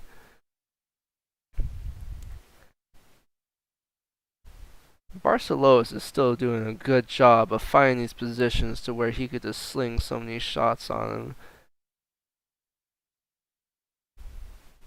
It's so impressive they've kept this pace for all three, like up to this point. Oh yeah, no, these guys, I can't think of a second where these guys haven't thrown a strike in this fight, honestly, you know what I mean? Barcelos is getting paced up and still has had the cardio to do all this. It's not like he's getting outworked into the ground. He's just not really been able to solve the head movement. It's the overall positioning, really. I mean, Yeah. I don't want to say that Henry is always in a better position, but he's doing a better account of trying to put himself into a better position now when striking. It seems as if Barcelos, he understands that he's losing this bout, and he understands that he's now losing by a large margin. So we're seeing a decrease in the amount of resets that he's having here to properly find his spots to really unload on this guy.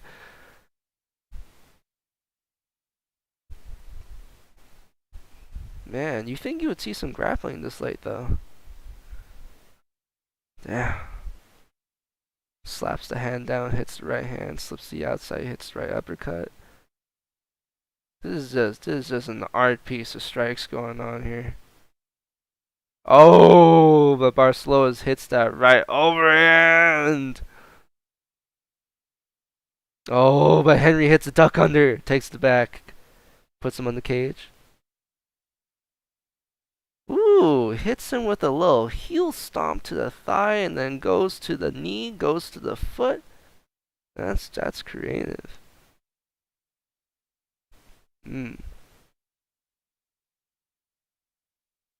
Wow. Tried to do a little foot sweep there. Barcelos was a little bit too keen to it.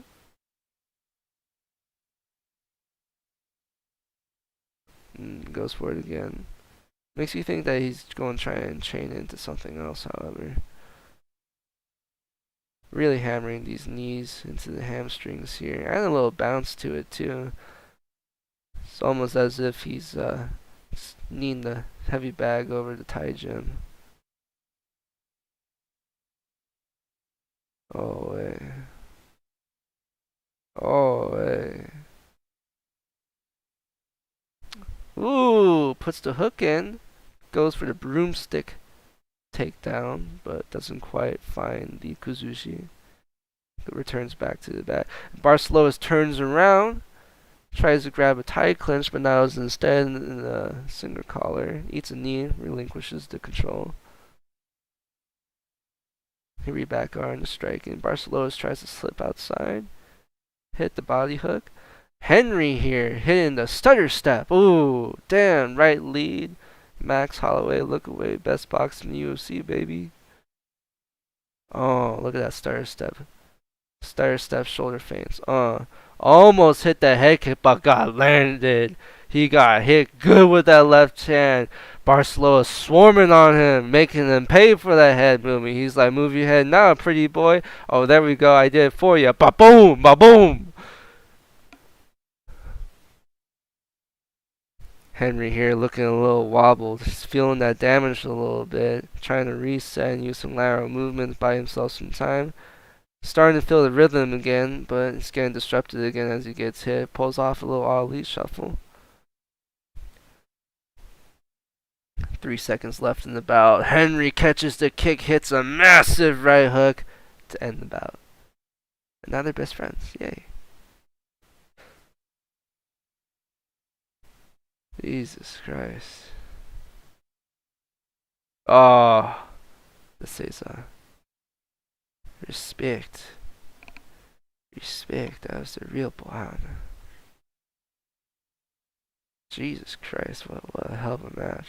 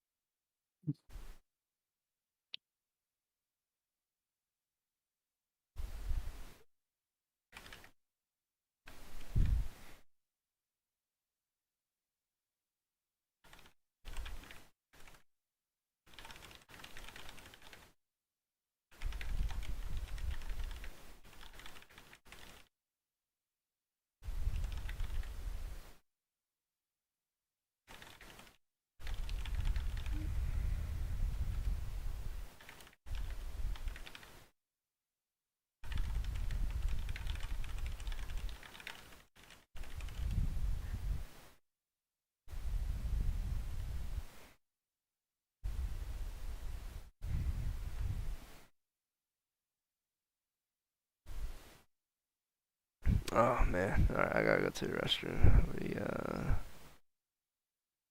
Be right back. Oh, 30-27 makes sense actually. I was about to be confused and I just like somehow forgot how the entire fight went. Alright, I'll be back.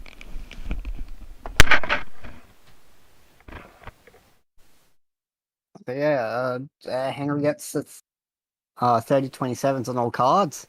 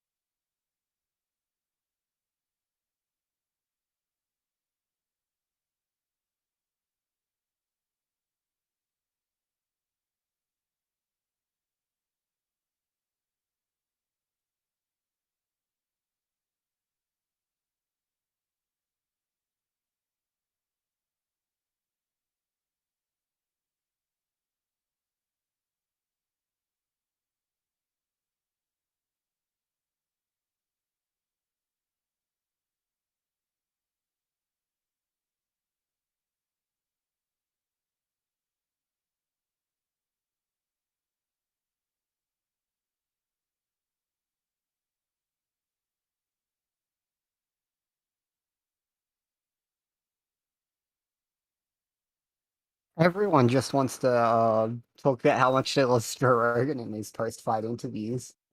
Talking about being in the gym constantly, that's okay. Talking about whatever you want, but they're all just like, Joe Rogan, I love you. Please have my children.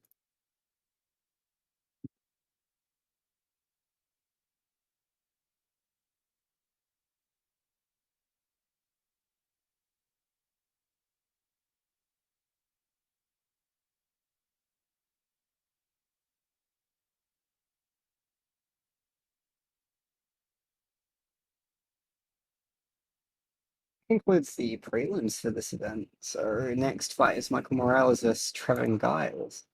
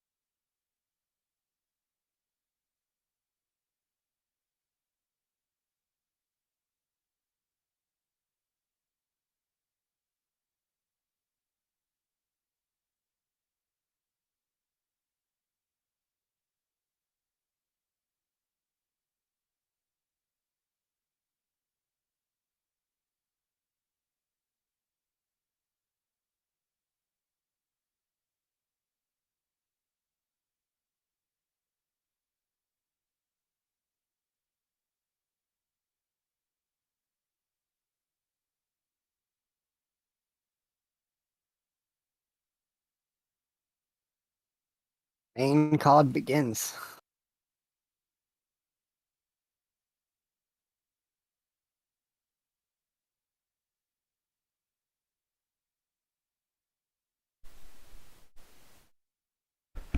Alright, and I am back, and it looks as if we have moved on to the main card event of the evening.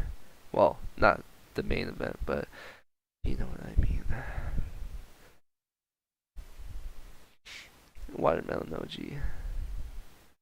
I didn't mean to say that randomly. I was just. Oh, wait, did I even unmute myself? Check, check, check, check, check. Check, check, check, check. Oh, I did unmute myself. Okay. I was just looking over at my GF and I had to meet her, my dab girl. I was just like, watermelon OG.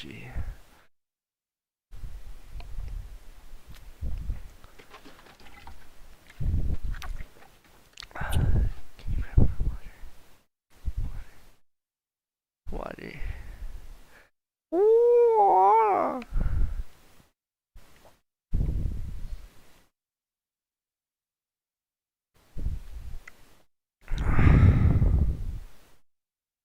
Apologies for being so goddamn quiet. It is way too hot in this room. Whoever invented the sun should just put that shit back. Put that shit away. No one wants to see that. Oh, fuck, man. You guys are gonna have a horrible summer, huh? Oh, wait, you guys are already in summer, huh? Aren't you? Yeah. Yeah, we got that weird thing where our Christmas is in summer. I forgot about that. A lot of Americans just like freak the fuck out of the idea. They're like, no, that's not possible. Other countries do not exist. There's like hemispheres. I am heterosexual. I don't know about any hemispheres. Yeah, I don't know. Anyways. Oh, man. The I can deal with the body aches with COVID is just the fact that like I've been having these problems with like my fucking like my serratus muscles, which are like the muscles that like run across your ribs and my obliques. And I've been trying to like fucking like release them and expand them so I can like breathe and shit. Just 'cause I was always fucking hunched over, fucking with the sling and doing shit.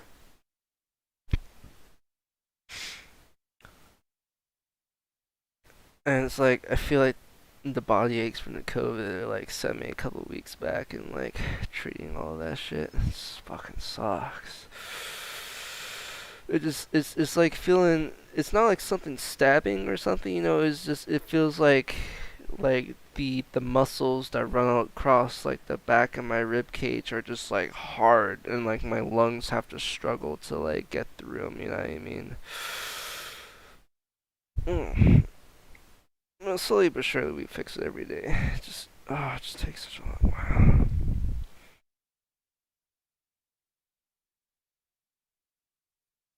Yeah, I'm glad I didn't have any symptoms like that. I just like couldn't move how I used to.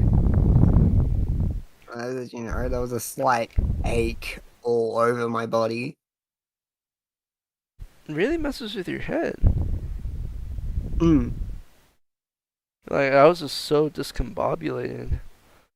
Just fucking dizzy and like I remember when I was like having my crazy fever trips, I just like it was like I didn't even have like fucking death perception when I was trying to like get up and move around and shit. Oh shit, 1 second, my cats are looking at me for food.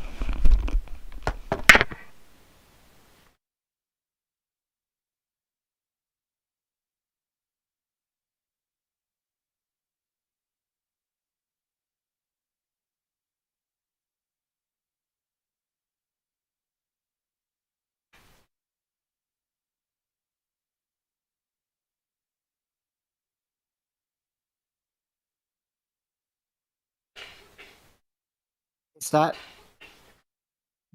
Good. up? Oh, my back. Hungry. What are y'all on now? The pilum? Main Alright, I'm back. main card started, probably the first fight will be first fight's Morales vs Giles.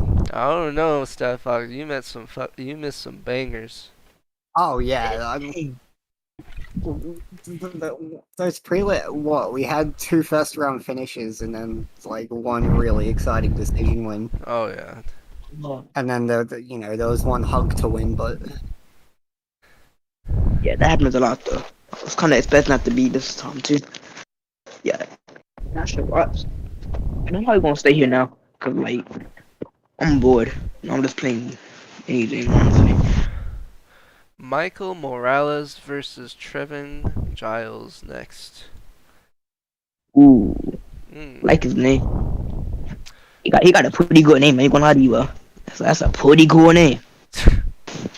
12-0 versus 14-3. Let's go ahead and look at the records a little bit.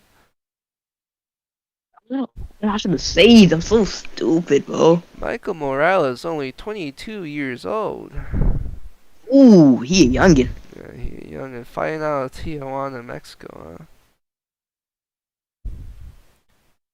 A Looks lot like of he's done wins. a really good job of making a good account of himself over the regional Looks like it. circuit. I got my money on him. Ain't even gonna lie. Gone on through the contender series. I've But heard that of man Trevin big. Giles. Yeah, I remember him against James Krause, and the impression I got from Trevin Giles is that this is a man that has a lot of power. Yeah, he looked like it. He has a lot of It was power, built. and he's really not afraid to try and push the pace and put it in your face. A lot of cancel bouts. I Mm. was gonna fight Kevin Holland. And Drickus Duplessis at time too.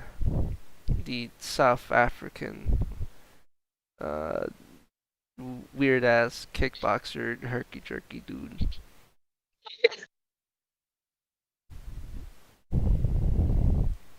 Lost to Gerald Mearshot though. Not lost by Scared guillotine right now. choke. That's understandable. It's not like he got knocked out by him. Because if he got knocked out by Gerald Mearshot, then that would be kind of. No, I'm just playing.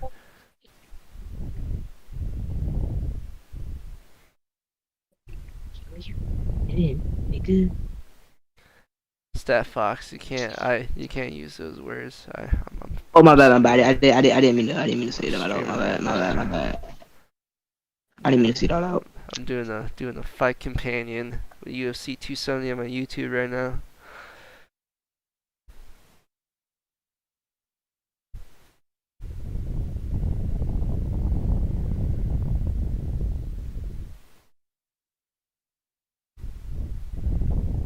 Oh, is this shit streaming on my Twitch? It's Combat Arms. God damn it. Yeah, it is. God damn. Sometimes it just does that. Fucking restream, dude. I wish it would like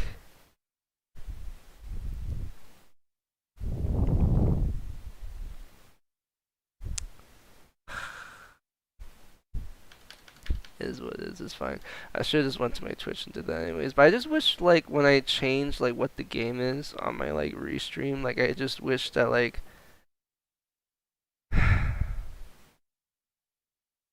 like it'll change it to nothing when I update the titles and I put in literally nothing like in the game title, you know?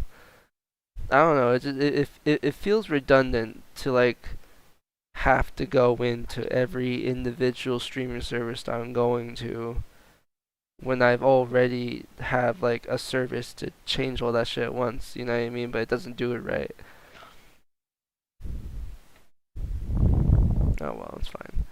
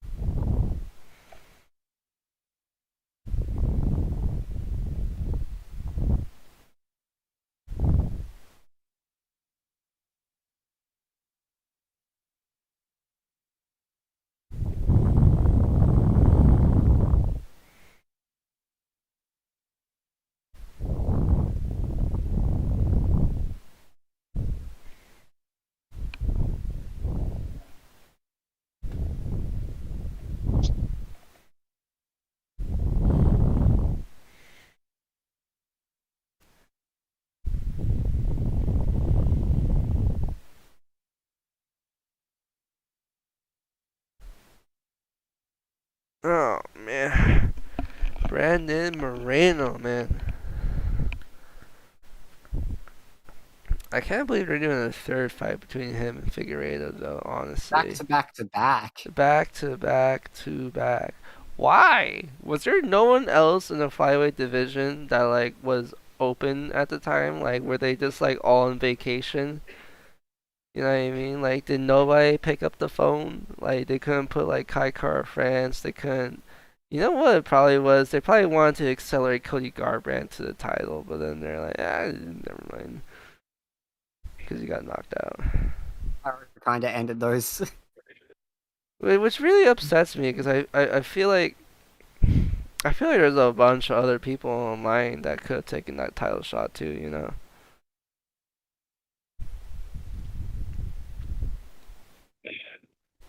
Like Davis and Figueiredo got dominated like in their second matchup, you know what I mean? So I don't know. They say out of his training camp that he's been doing some crazy good shit and his reaction time has been getting really crazy super good. Um through all the what's the word? Like all the neuro training that they're doing and shit. But I don't know, man. Brandon Moreno's lead hand work, man. It's like it is what we'll call it. It is, you know. It's a little wild, you know, at times the way he generates the power for the shots. But you know, that's just his style. That's just his way of punching. You know what I mean? And he knows how to do it in such a manner that like it's always progressing into something else, and it's always helping to move forward into the fight, which is what we saw in the second matchup against Davis and Figueiredo. But you know, much more to like a 4 hit, 5 hit, 3 hit like extension of combinations rather than just the two.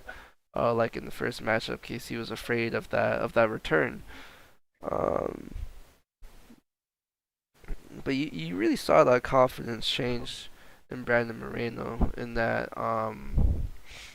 second matchup, you know, just because he had known that he had taken the best shots with Davis and Figueiredo's, and he had understood, you know, from those later rounds, from being in the pocket with him, that you know, he can box with them, and he can affect him with his boxing too. And that's just exactly what he did, bro. Just fucking jab to the head, jab to the body, fucking left hook up top, and finishing with the right hand. Like, just absurd. Fucking 4 hit extended combinations just right off the bat. It's just crazy. So I just wonder what Davis and Figueiredo is going to try and do in response to that. So I don't know.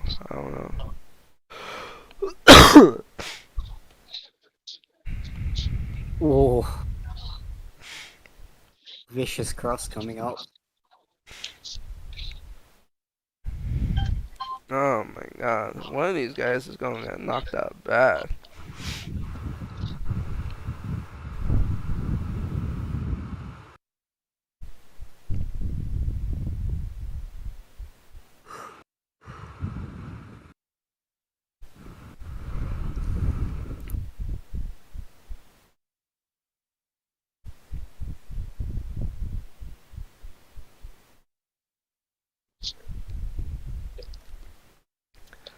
Michael Morales versus Trevin Giles.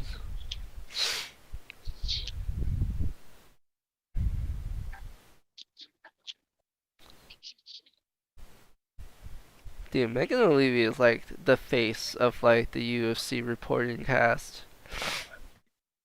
How long has she been doing that job? Oh.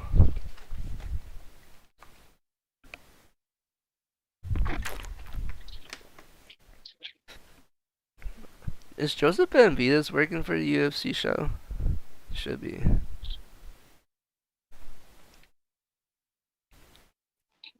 Trevin Giles walking out to the octagon.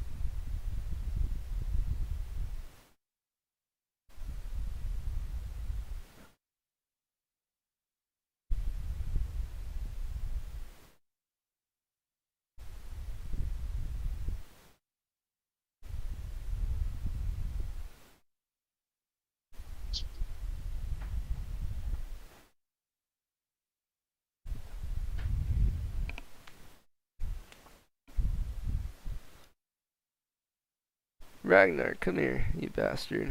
What are you doing? Hey. Hey. Hey. Come here. Gosh.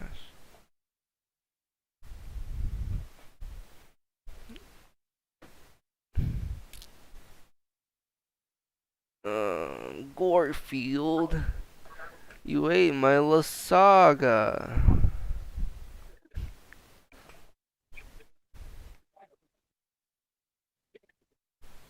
Gorefield! uh, I love how he acknowledged that and looked back at me. Well, how come Michael Morales is getting the tilt shift, but Trevin Giles didn't? They doing them dirty. Ooh. Oh, and then he switched it back. You're like, oh wait, we didn't do the tilt shift from the other dude. Really, we fucked up. That was too early.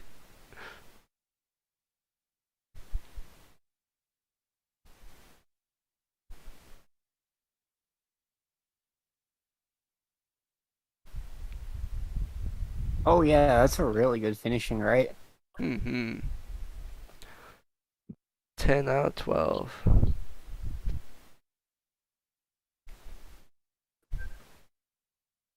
Kids on an upsurge.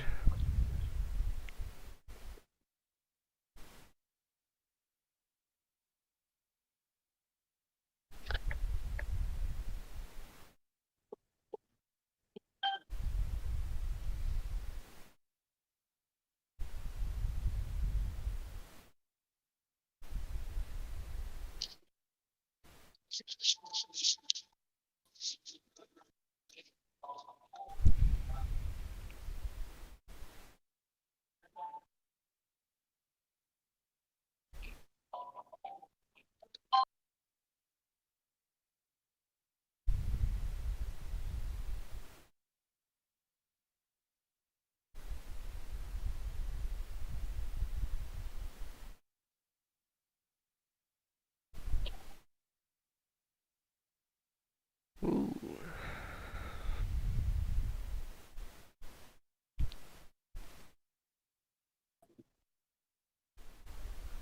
What?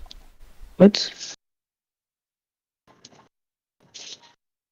Ooh, Michael Morales with a superior reach, however. Okay, okay, I see.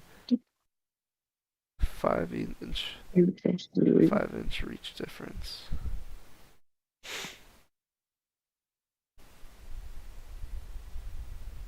What is going on?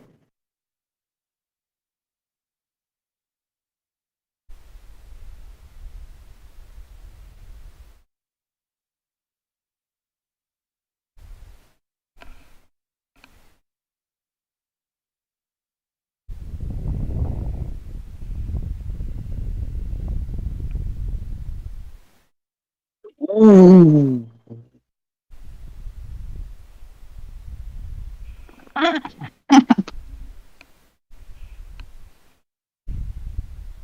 Sophie Gates. 14-3.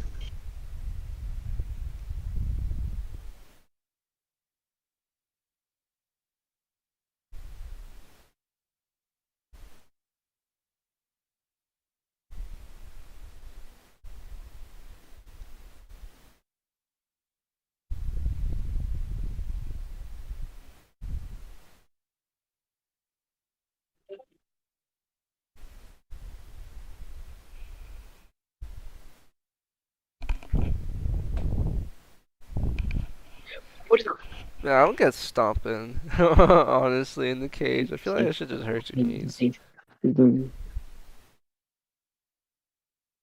This game is doing the most. You should put in some earbuds or something, Step Fox. Oh, my bad. Yeah, you're right. Oh, you shit. I'm probably gonna mute myself. My bad.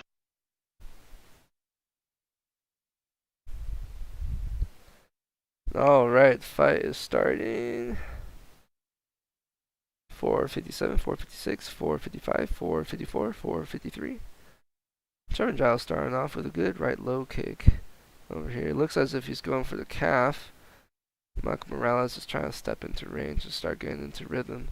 But he's getting caught with that low calf kick from Trevin Giles. It's like Michael Morales kind of has this, what's the word? It's not stiff, but I describe it more like a high rise. It's a high rise style, chin up in the air. Just got caught good by a right hand from Trevin Giles, however. Getting pushed up against the cage now, in over under position. Not exactly sure what the reasoning behind this clinch initiation is for Trevin Giles. Seems to be giving Michael Morales some time to recover and think of a game plan. Michael Morales trying to block the right hip now, but deciding to forego that and start moving towards the head grip, but starting to move back to the overhook and put right back in the fence. Fine for a left underhook to complement his right, but he's now getting hit by a low foot trip, but make good of account of himself back on the cage. I was looking for some judo trips, some judo sweeps, foot sweeps, trips, etc. off the cage here. But Michael Morales is keen to it. Still fine for that left underhook. Gets taken down with a good, I believe, Tanyo Toshi, maybe? I'm not exactly sure what throw that was. But gets put right into half guard here. Seems as if he's getting put right into arm triangle. Doesn't seem like he can quite defend it. His hand is trapped specifically, so he can't really put it right next to his ear and start defending it properly. But he does bump Trevin Giles over into full guard here. Oh, but Trevin Giles is now using the head triangle, or at least he was, to try and shrimp out to the back. But I believe now he's lost the squeeze, lost the grip, lost the head.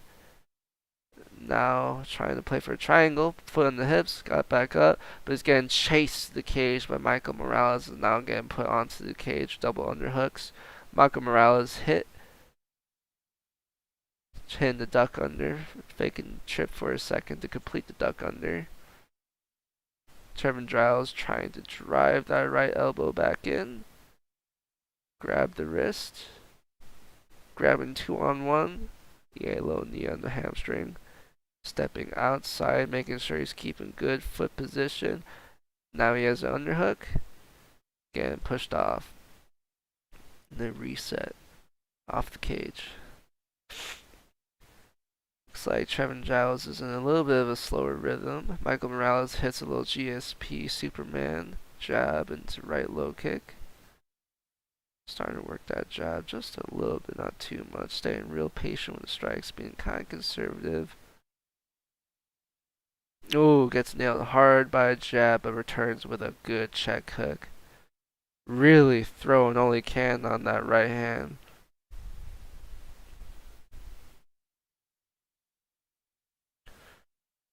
Trevin Giles is keen to it though.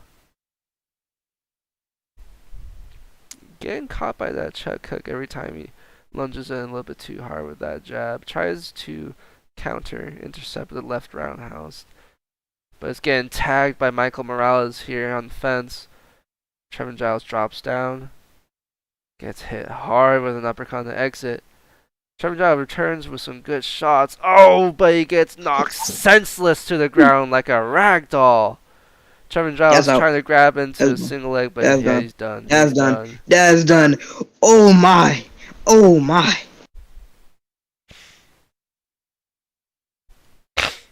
It's a beef. First round knockout again? Dang. God. That was quick. Yeah, that was crazy. Turned it around quick.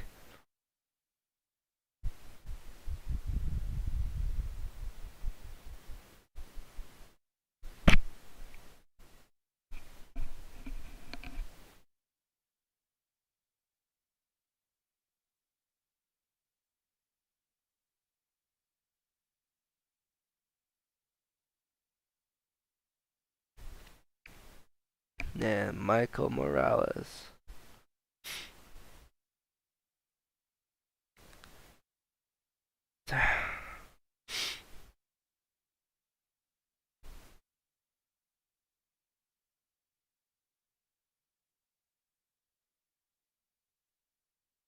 But got caught good with a counter. Damn. Every time, man. Every time he lunged in with that jab, Michael Morales would just return with that left hook.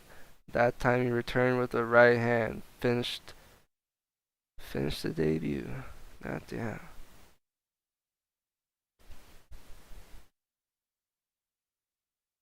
Oh man, I leave for a few minutes to go to a bathroom and the fight's over. Oh yeah. No, that was crazy, dude. That was a crazy knockout. Well, TKO technically, but whatever. He was practically out on his feet.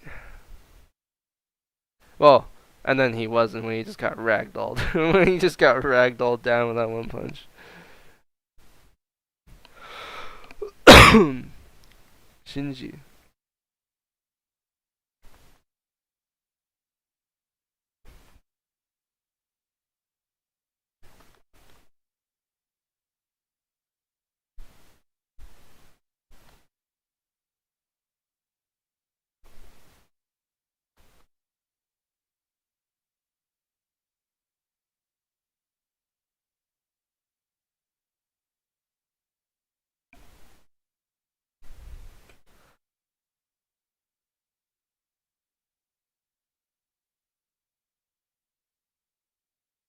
God damn. Alright. Man, I need to find some snacks. I'll be right back.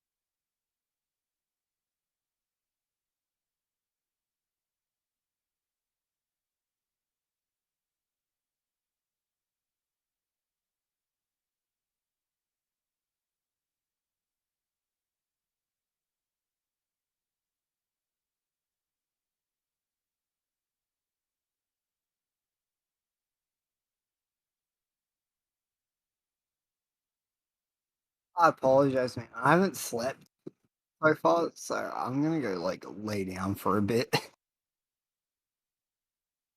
Uh, we'll see you in probably 30 minutes if I don't pass out. Alright, see you then, bro.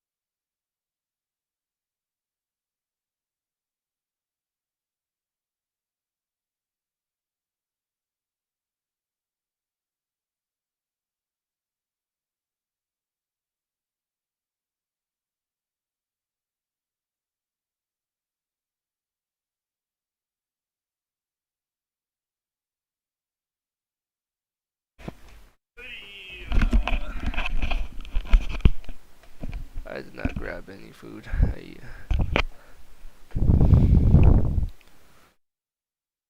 Nurmagomedov. Nurma. Nurma.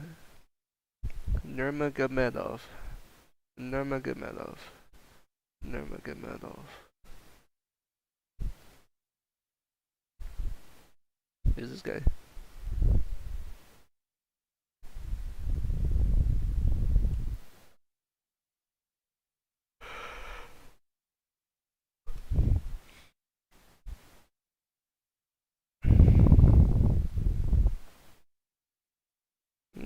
Looks like we got an interesting striker versus grappler matchup here, huh? Oh, showing a little the Sonda, huh?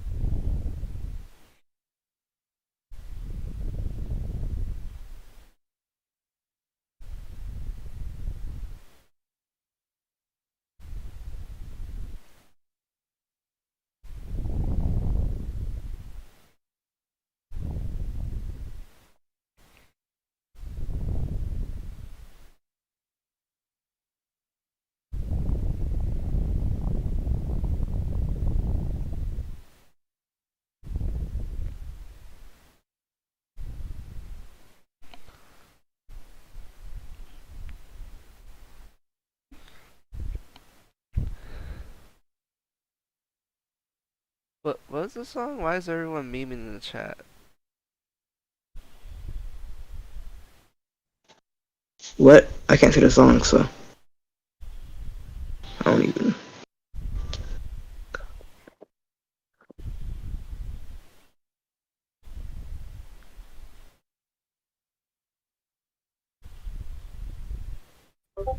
No.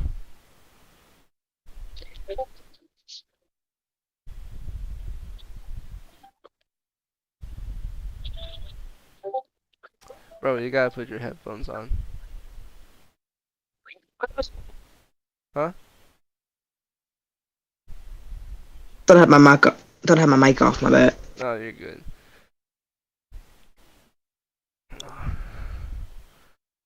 She's like push to talk or something. Usually I don't care, but I'm just like broadcasting right now, so I gotta like try to keep the audio quality like semi okay.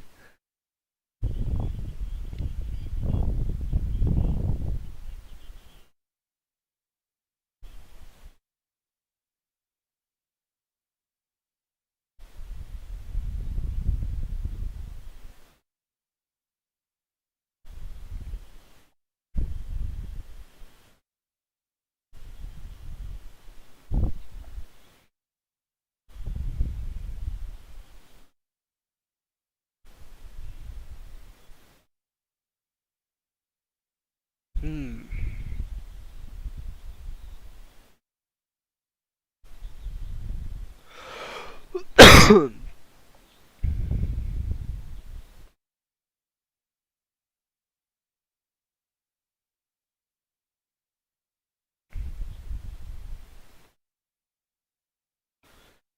I think I'm gonna save my play-by-play energy for this fight, and I'm just gonna start commenting on what I think I should say here. I guess generally overall about the fight, instead of just what's happening second by second. Starting to lose a little energy doing that. 5.5 inch reach difference between these two. That is, I don't know. I don't know how it's going to play out for Cody here. Seems as if Cody really likes to use that high guard boxing style. Slightly a bladed stance, but not really trying to jump inside and make work with his combinations. So, seems like Saeed has a good, well-rounded game of kicking, boxing, and really good grappling as well. So, I suspect it's going to be really hard to get inside on this guy and land some damage. I did though.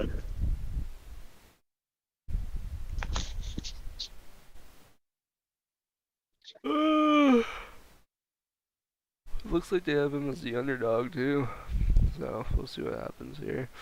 I think Nurmagomedov might just make this a smash, but we'll see. We'll see what happens. What the fuck are you doing here, Frank Trigg? I forgot he was a referee now.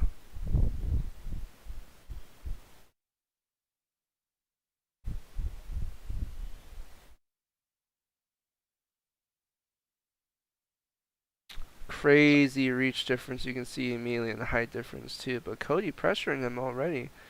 So he throwing good kicks, good spinning attacks, good spinning back kick to the body. But Cody's still marching forward.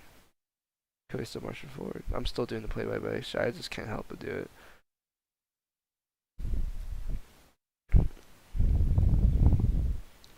Looks as if Nurmagomedov is doing a really good job of trying to stay on the outside and use the spinning attacks to create some damage. However, it looks as if Cody here is the one to go ahead and start the grappling exchanges. Ah, but he gets hit with the Uchimata! It gets right into the guillotine! Oh, it is locked up too, bro. Oh, that is done! What just happened? What? Yeah. What happened was he hit him with the Uchimata. When he got back up to his knees, Cody wanted to finish a double leg. As soon as he already knew he was going to try and double leg him, so Nurmagomedov, he punches in that guillotine properly. He has the elbow all the way underneath the chin, and he finishes it with like with a whatchamacallit, it's called a ninja move in 10th Planet.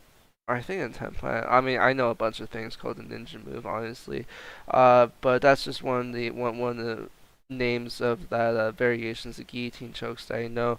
And what it is that instead of grabbing your own hands with your hands, you lock it up at the elbow, and then you lay the arm on top of their neck, and then you cover that hand with your head. So essentially, it's like three different layers working together to make sure you have that choke.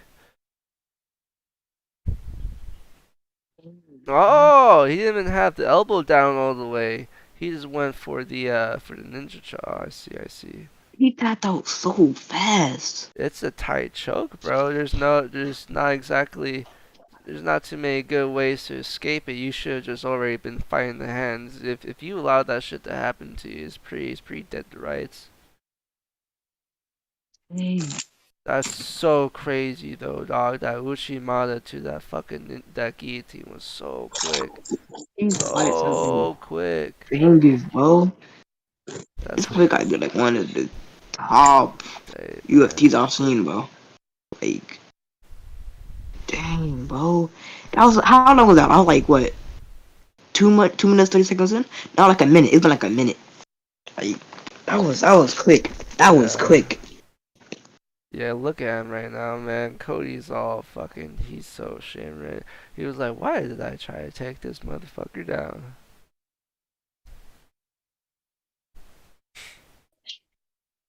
Wow, 30 seconds. Wow.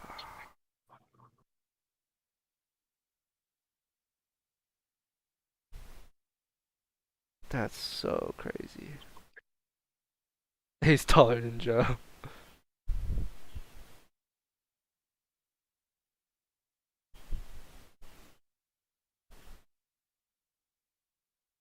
"47 seconds, Jesus. Not in the full minute."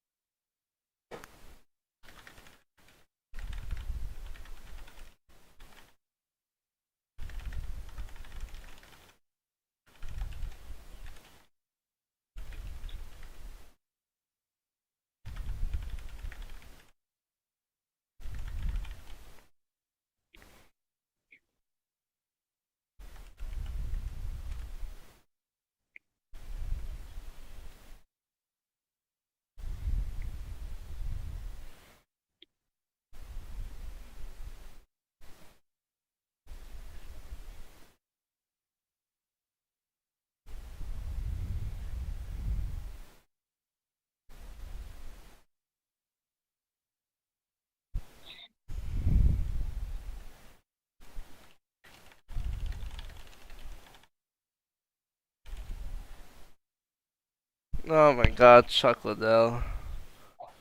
I hope he's doing alright. The fucking jackass crew, get out of here. You donuts.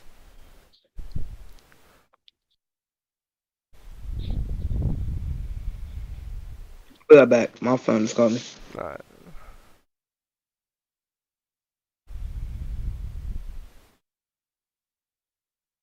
Michelle Pejera.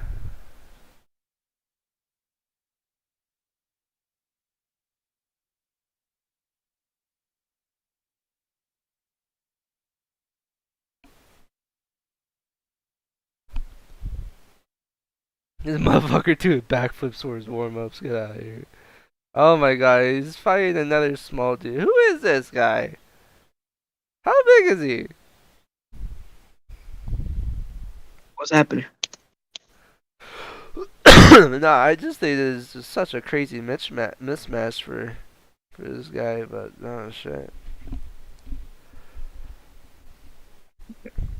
Brawlers.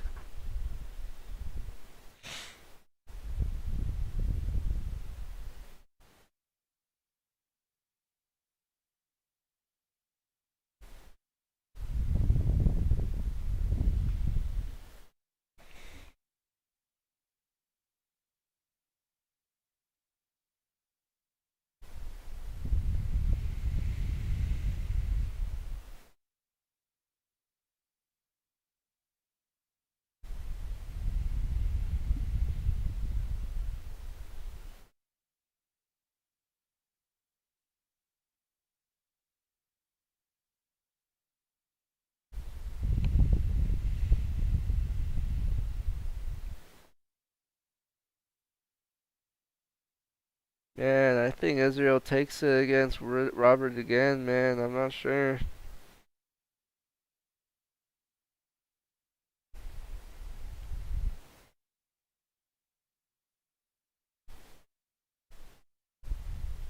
Ooh, dropped him. I like Israel. He's my favorite. He's my favorite. Yeah. He's honestly my favorite. Like I love his striking. Yeah, I always thought that dude was going to be champion for the second he debuted in the UFC.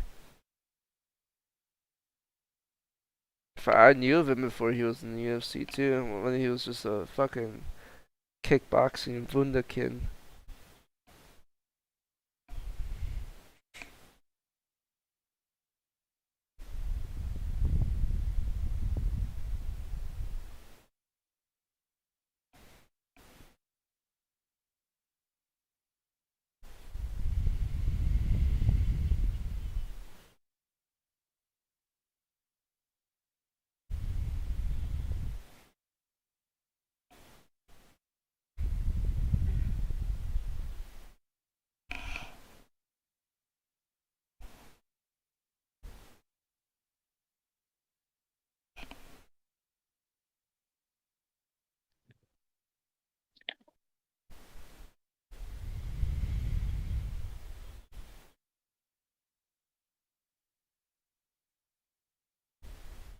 Tied to Ivasa versus Derek Lewis. Oh my god.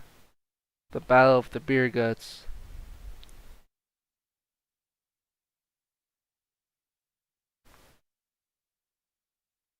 Ooh, Jared Cannonier versus Derek Brunson though. That should be an interesting battle for Jared Cannonier. It's a big old chin pointing up in the air for him to hit. Bobby Green versus Nasrat Hasparat. Oh boy.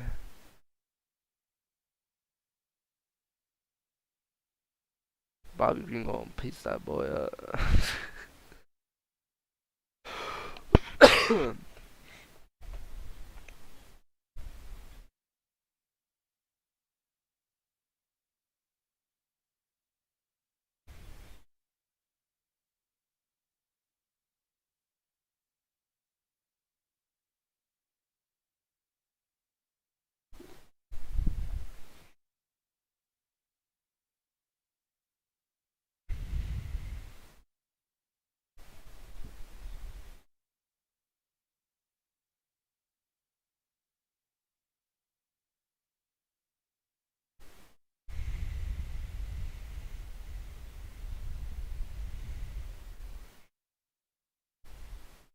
Welterweight, that makes sense.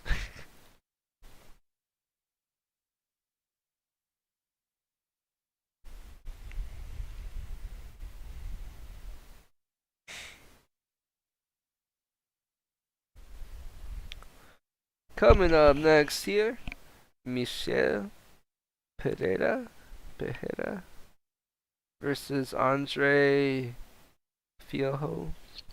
I don't know how to say his last name. Whatever. 26 and 11 versus 14 and 3.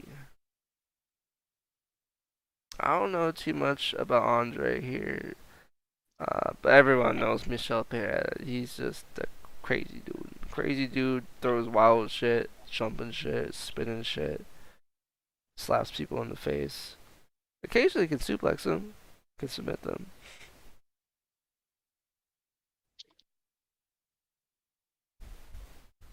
We'll see. We'll see what kind of game he brings in tonight. Because I feel like he has a lot more skills than he lets on to, but he just runs out of the energy to use them sometimes.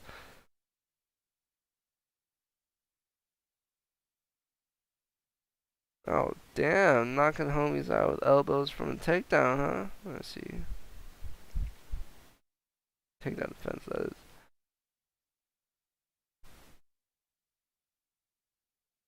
But I wasn't thinking. What happened? Nothing yet. Next fight is about to start.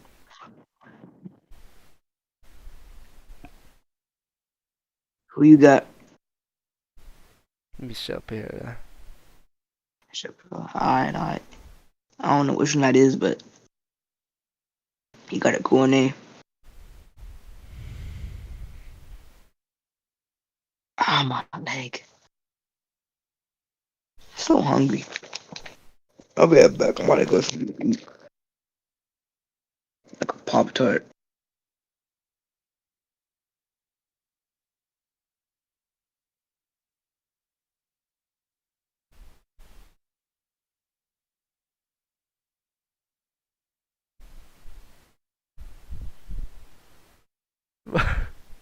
Well, walkout song.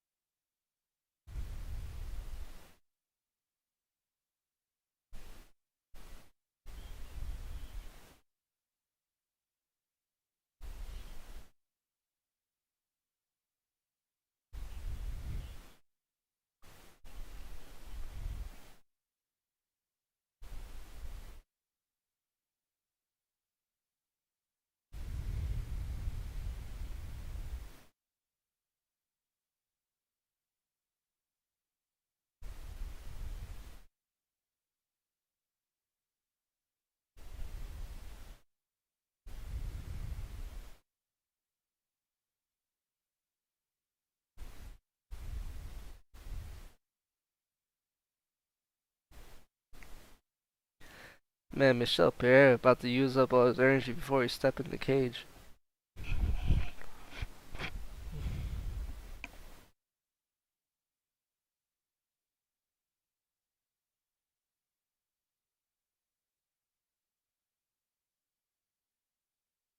Alright, I'm back.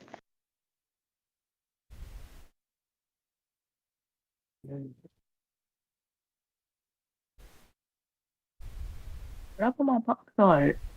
I lost my Pop Tart. Oh, it's right here.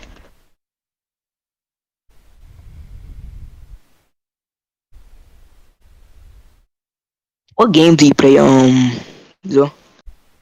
What do you mean? what, Like, what games do you play? what games? Oh, geez. I mean, like, I have over 300 on my Steam account. I mean, like, if you want me to list 300? them all, like, in alphabetical order, I could, but, I'm good, nah. I'm good, I'm Yeah, good. yeah, that's what I thought. I I was playing some Team Fortress 2 earlier today, because it outlived Overwatch, and I'm very happy about that, because fuck Overwatch. It's not, like, a bad game, it's just I hate it when like games just try to make it easier for casuals.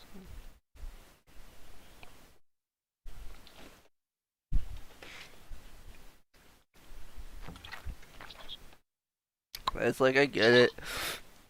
You need to do what you need to do to like get more people to buy the game, but it just feels like a fucking like spit in the face of people who like put a lot of time in to like have these skills to where like when a new installment of a game comes in, they just go in, they're like boom, pro, you know, like Tekken or Street Fighter. But recently with stuff like Tekken 7 and Street Fighter 5, it's just been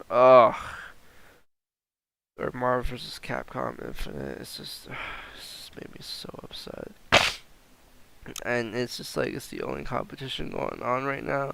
If you don't want to be in that competition, you want to play some of the retro games, then you're gonna have to play against some of the best players you ever met in your life from Brazil and shit. It's just a whole thing. It makes me upset.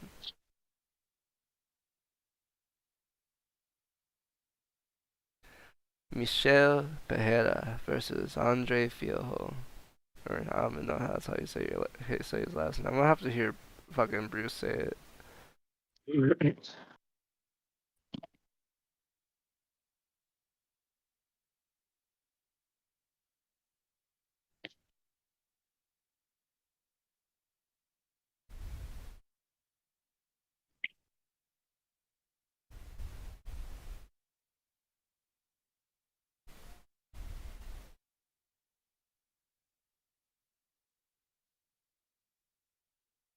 Fielu?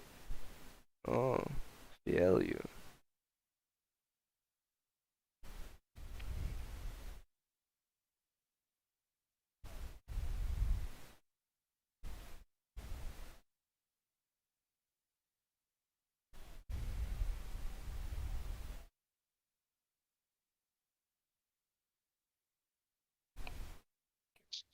My mic on? My mic is still on. My bad. The mic didn't mute it. Shinji, come here. What are you doing?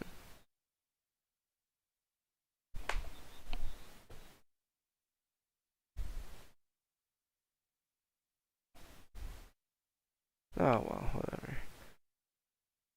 Alright, fight's about to start here. Alright. 457, 456, 455, 454, 453. And we are. Andre starting off with a good shot over here. Oh, tries to throw a little capoeira wheel kick at Pejera, but Pejera was keen to enclose the distance on, try to throw some shots back. Him with a good front kick right below the left elbow. Oh wait, good left high kick up top. But it seems as if he kind of skimmed a little bit more off the dome. Andre trying to do a good job pressuring in, just walking towards Pejera. Pejera doing a good job using lateral movement, jumps off the cage, tries to use the Superman punch off the cage to start initiating combinations to chase him, but decides to reset and goes back off to his lateral movement, showing some feints, some fakes.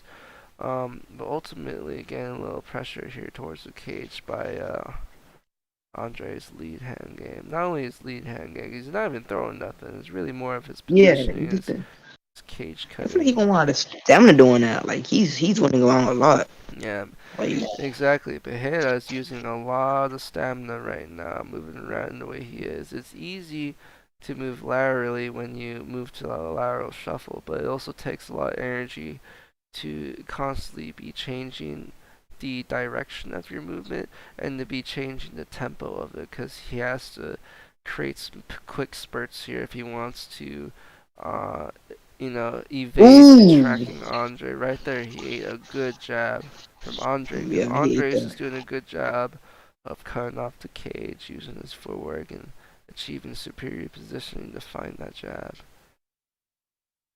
That job's gonna be a hefty thing. I feel like Yellow Shirt got like powered, but he probably ain't using it, bro. Like he seem pretty muscular. I mean, they both do, honestly. It's because Michel Pejera, he is much more of a, what's the word? He's more of a fighter that does things in sequence. He'll throw shit out there to make you react a certain way, and then if he sees that you're even slightly out of position, then he's going to try and rush in and do a bunch of damage in successive order. Um, just landing a good right hand up top there, but he's not very known well for being a good progressive fighter, being able to fight off his jab, being able to fight off the low kick and whatnot. He's really more of a pot shotter. He moves around, he tries to find the spots to pot shot. Just a couple good shots from Andre right there because of that reason too. And you can tell Andre here, he's very disciplined. He understands what he needs to do in order to put himself in a position to hit Pejera. He's taking these front kicks to the body, but he's making Pejera bleed now.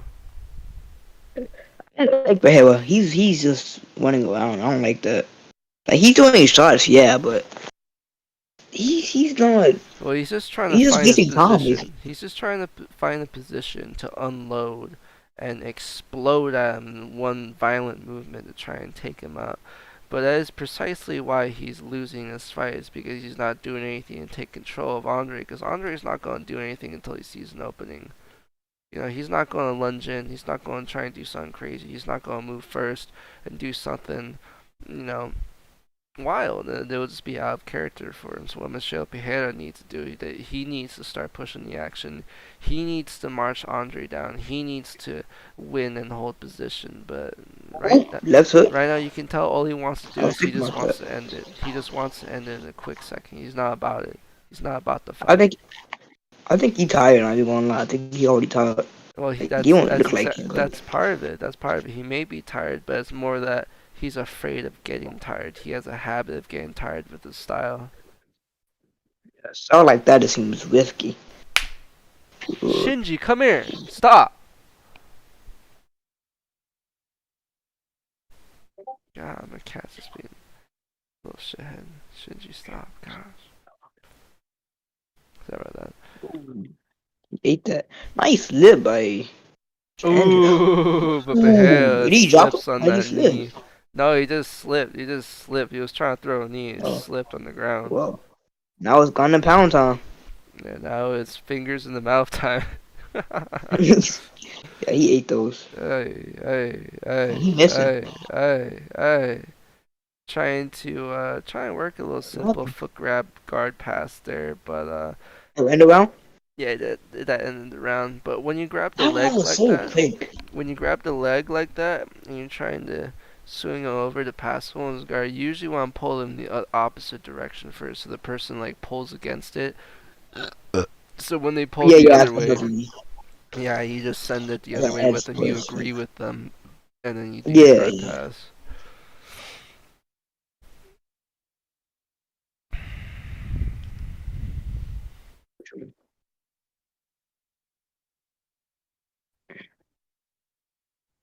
What is that? That is my streaming software that I am using right there. Yeah. That was nice, but his body landed. Man. I think he landed. Oh, that pay was nice. I can tell Andrew's a good boxer. I can just tell. Like, I don't think like good, but like he above average. But no, I don't know if he felt that You one gotta too. be above average to be in the UFC. I mean, yeah, but I'm talking like his boxing skills, like compared to other UFC fighters. Yeah, I think Andre has good positioning overall. He understands what good positioning is, and maybe his shot selection is leaving a little something to be desired here, but it's the fact that he's just in a position to have the opportunity for a shot selection that's the important part. And look at Andrew by knockout. I feel like Andrew by to just go ham this one. I feel like Andre's going to end this pretty soon. Yeah, I got a left hook. Let's go in with a left hook. Yeah. I think it's going to be counter right, and he's going to sit him down with the left hook. Oh, it looks like we're freezing here. Let me go ahead. Shit. Here, 1 second. Alright. 358, 357, 356, 355. Alright. In case you are watching and need to be synced up. Nice Andre takes a fucking giant front kick. Ah! Almost hits the, whatchamacallit, the I forget the Japanese name for it specifically. I know it's a Domewashi Kaitangeri, but when it comes over the top like that, it's a specific extra adjective you put on it Why is to Andre being describe. so defensive right now? I don't like that. I don't know. Like, he was coming in last round, but 319, now he's like on the 318, defense. 317, 316. Ooh, right left. You know, he felt that. He Good felt that. left He felt hook. that. Yeah, he been doing those, and I hope he does some more. Oh my god, I'm having another fucking freeze right now. 309, 308, 307, 306. There we go. Andre doing. Oh my Ooh, god. now I have me gonna come Froze right down. at 259.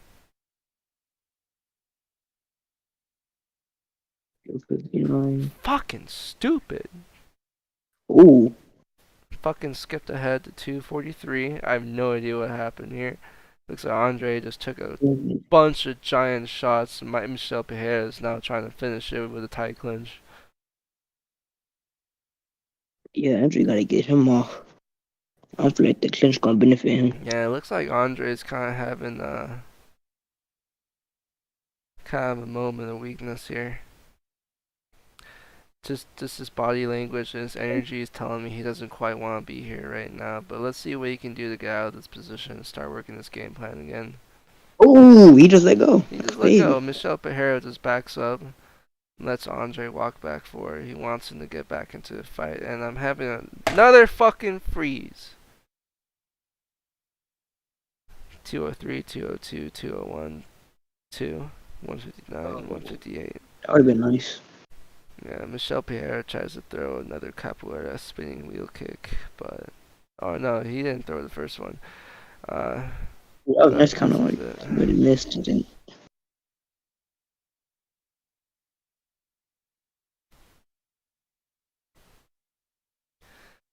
Damn, you would think that Andre is doing a good job winning the positioning battle here, but Pejera's still landing these pot shots and he's still hitting them hard. Now he's Stamina's really still so taking control of good. the position. Froze at 128. Sorry guys if you're watching at home. 126, 125, 124, 123. Alright.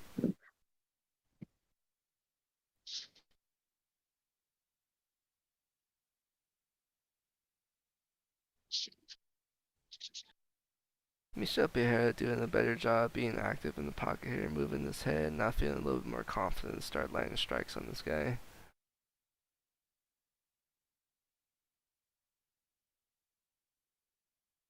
Good front kicks to the body and then a follow up 1-2 to the head. Good left high kick. Good inside low kicks. And good overhand straight, but then Andre returns with his own rear hook.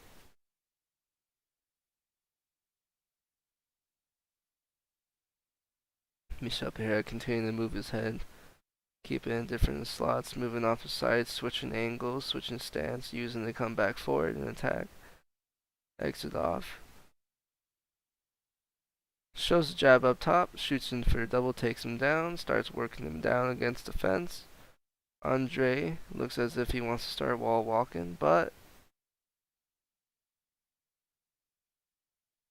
is not impeded that much at least. Starts getting back up with Michel Pejera on his back and the round ends.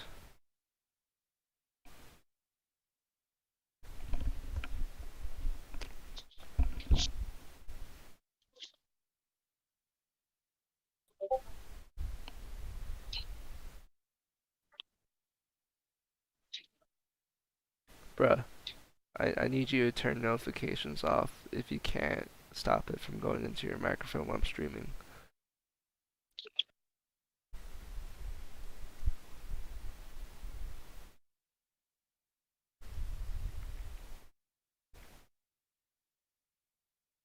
Thank you. Oh, knee almost landed to the head. Oh, a good knee to the sternum. Jesus Christ. Oh, hey.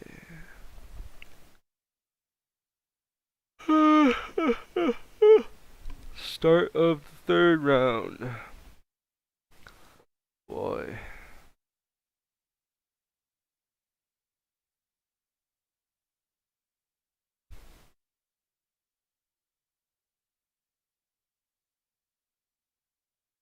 Oh, nice little embrace to start off the third round.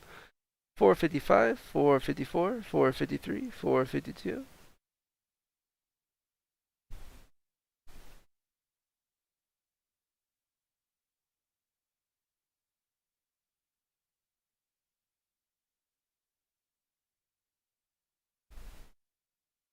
Looks like Andre is really trying to reach over the top with that right hand counter, but with such a reach difference, I'm not entirely sure if that's necessarily the best idea. Really, I think Andre should be trying to make a tougher effort here to try and enter in with that jab to land some more hooks, because we're seeing him have some success with that left hook. Good uppercut left hook, didn't land the uppercut, but lands a good left hook. But Michel Pejera was already on the exit over to the other side, so didn't catch too much of his power. Coming back with his own 1-2, snaps Andre's head back and then finishes up with some leg kicks.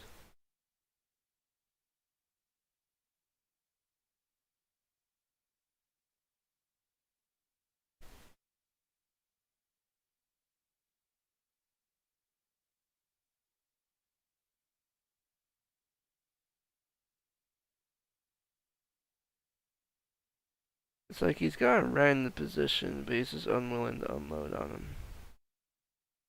He's got him right in the position along the fence, and he could just go crazy on him for a second, because it's like at this point, like, bro, like, I wouldn't even say it's 1-on-1. Honestly, like, I don't know, you can make an argument for it, but I would really be trying to finish the fight at this point.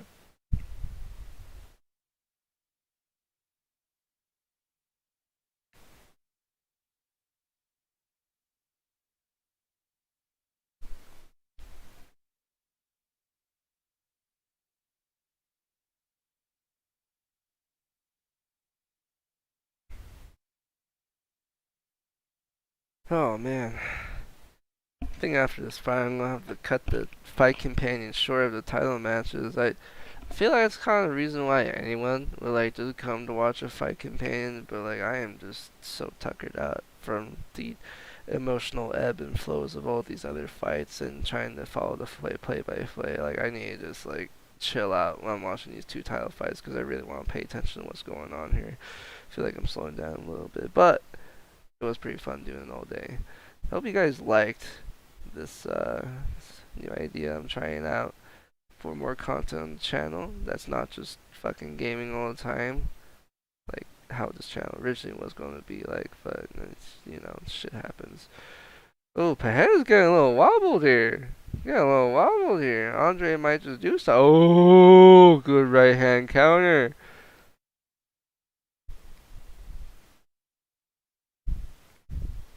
Oh, good jab. Pejera's really opening up on those strikes. Starting to slow down a little bit, so the windows to catch him are starting to open up a little bit more.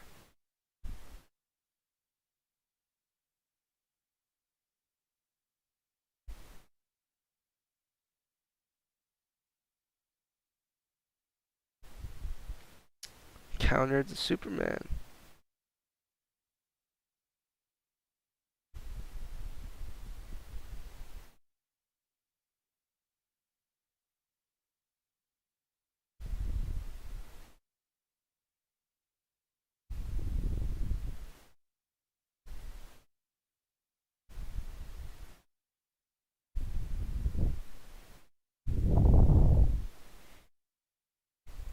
It looks like Michel Pejera is just going to try and coast his way to victory here.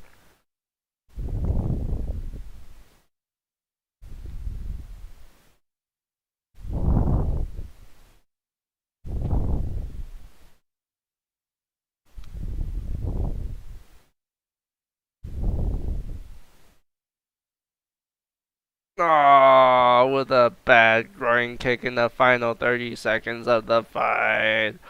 Oh, Michel Pejera. Oh. Oh.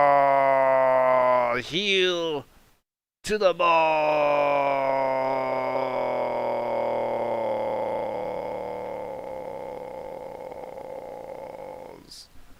Oh no!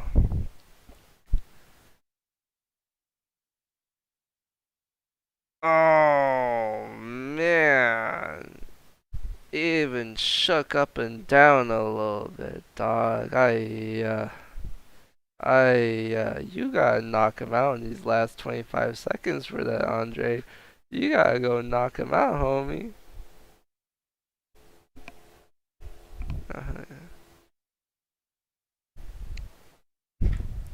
You gotta go knock him out, homie. What are you doing, bro? What are you doing, bro? Knock him out. Just run at him and do something stupid.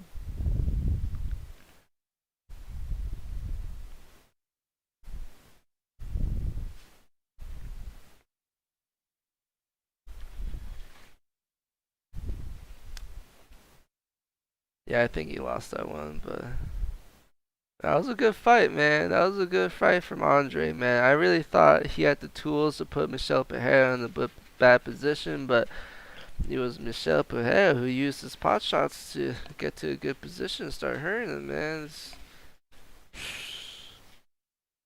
is what you do. Oh man, I don't want to stay in for the fucking decision. Alright. Yeah. Thank you guys for watching. If you have, or listening along while watching the fights. Hopefully I do more like this. A little bit more organized, a little bit more planned. Have some more talking points. Maybe I'll bring on some more people to talk with, but yeah. Thank you guys for listening. Y'all have a good one.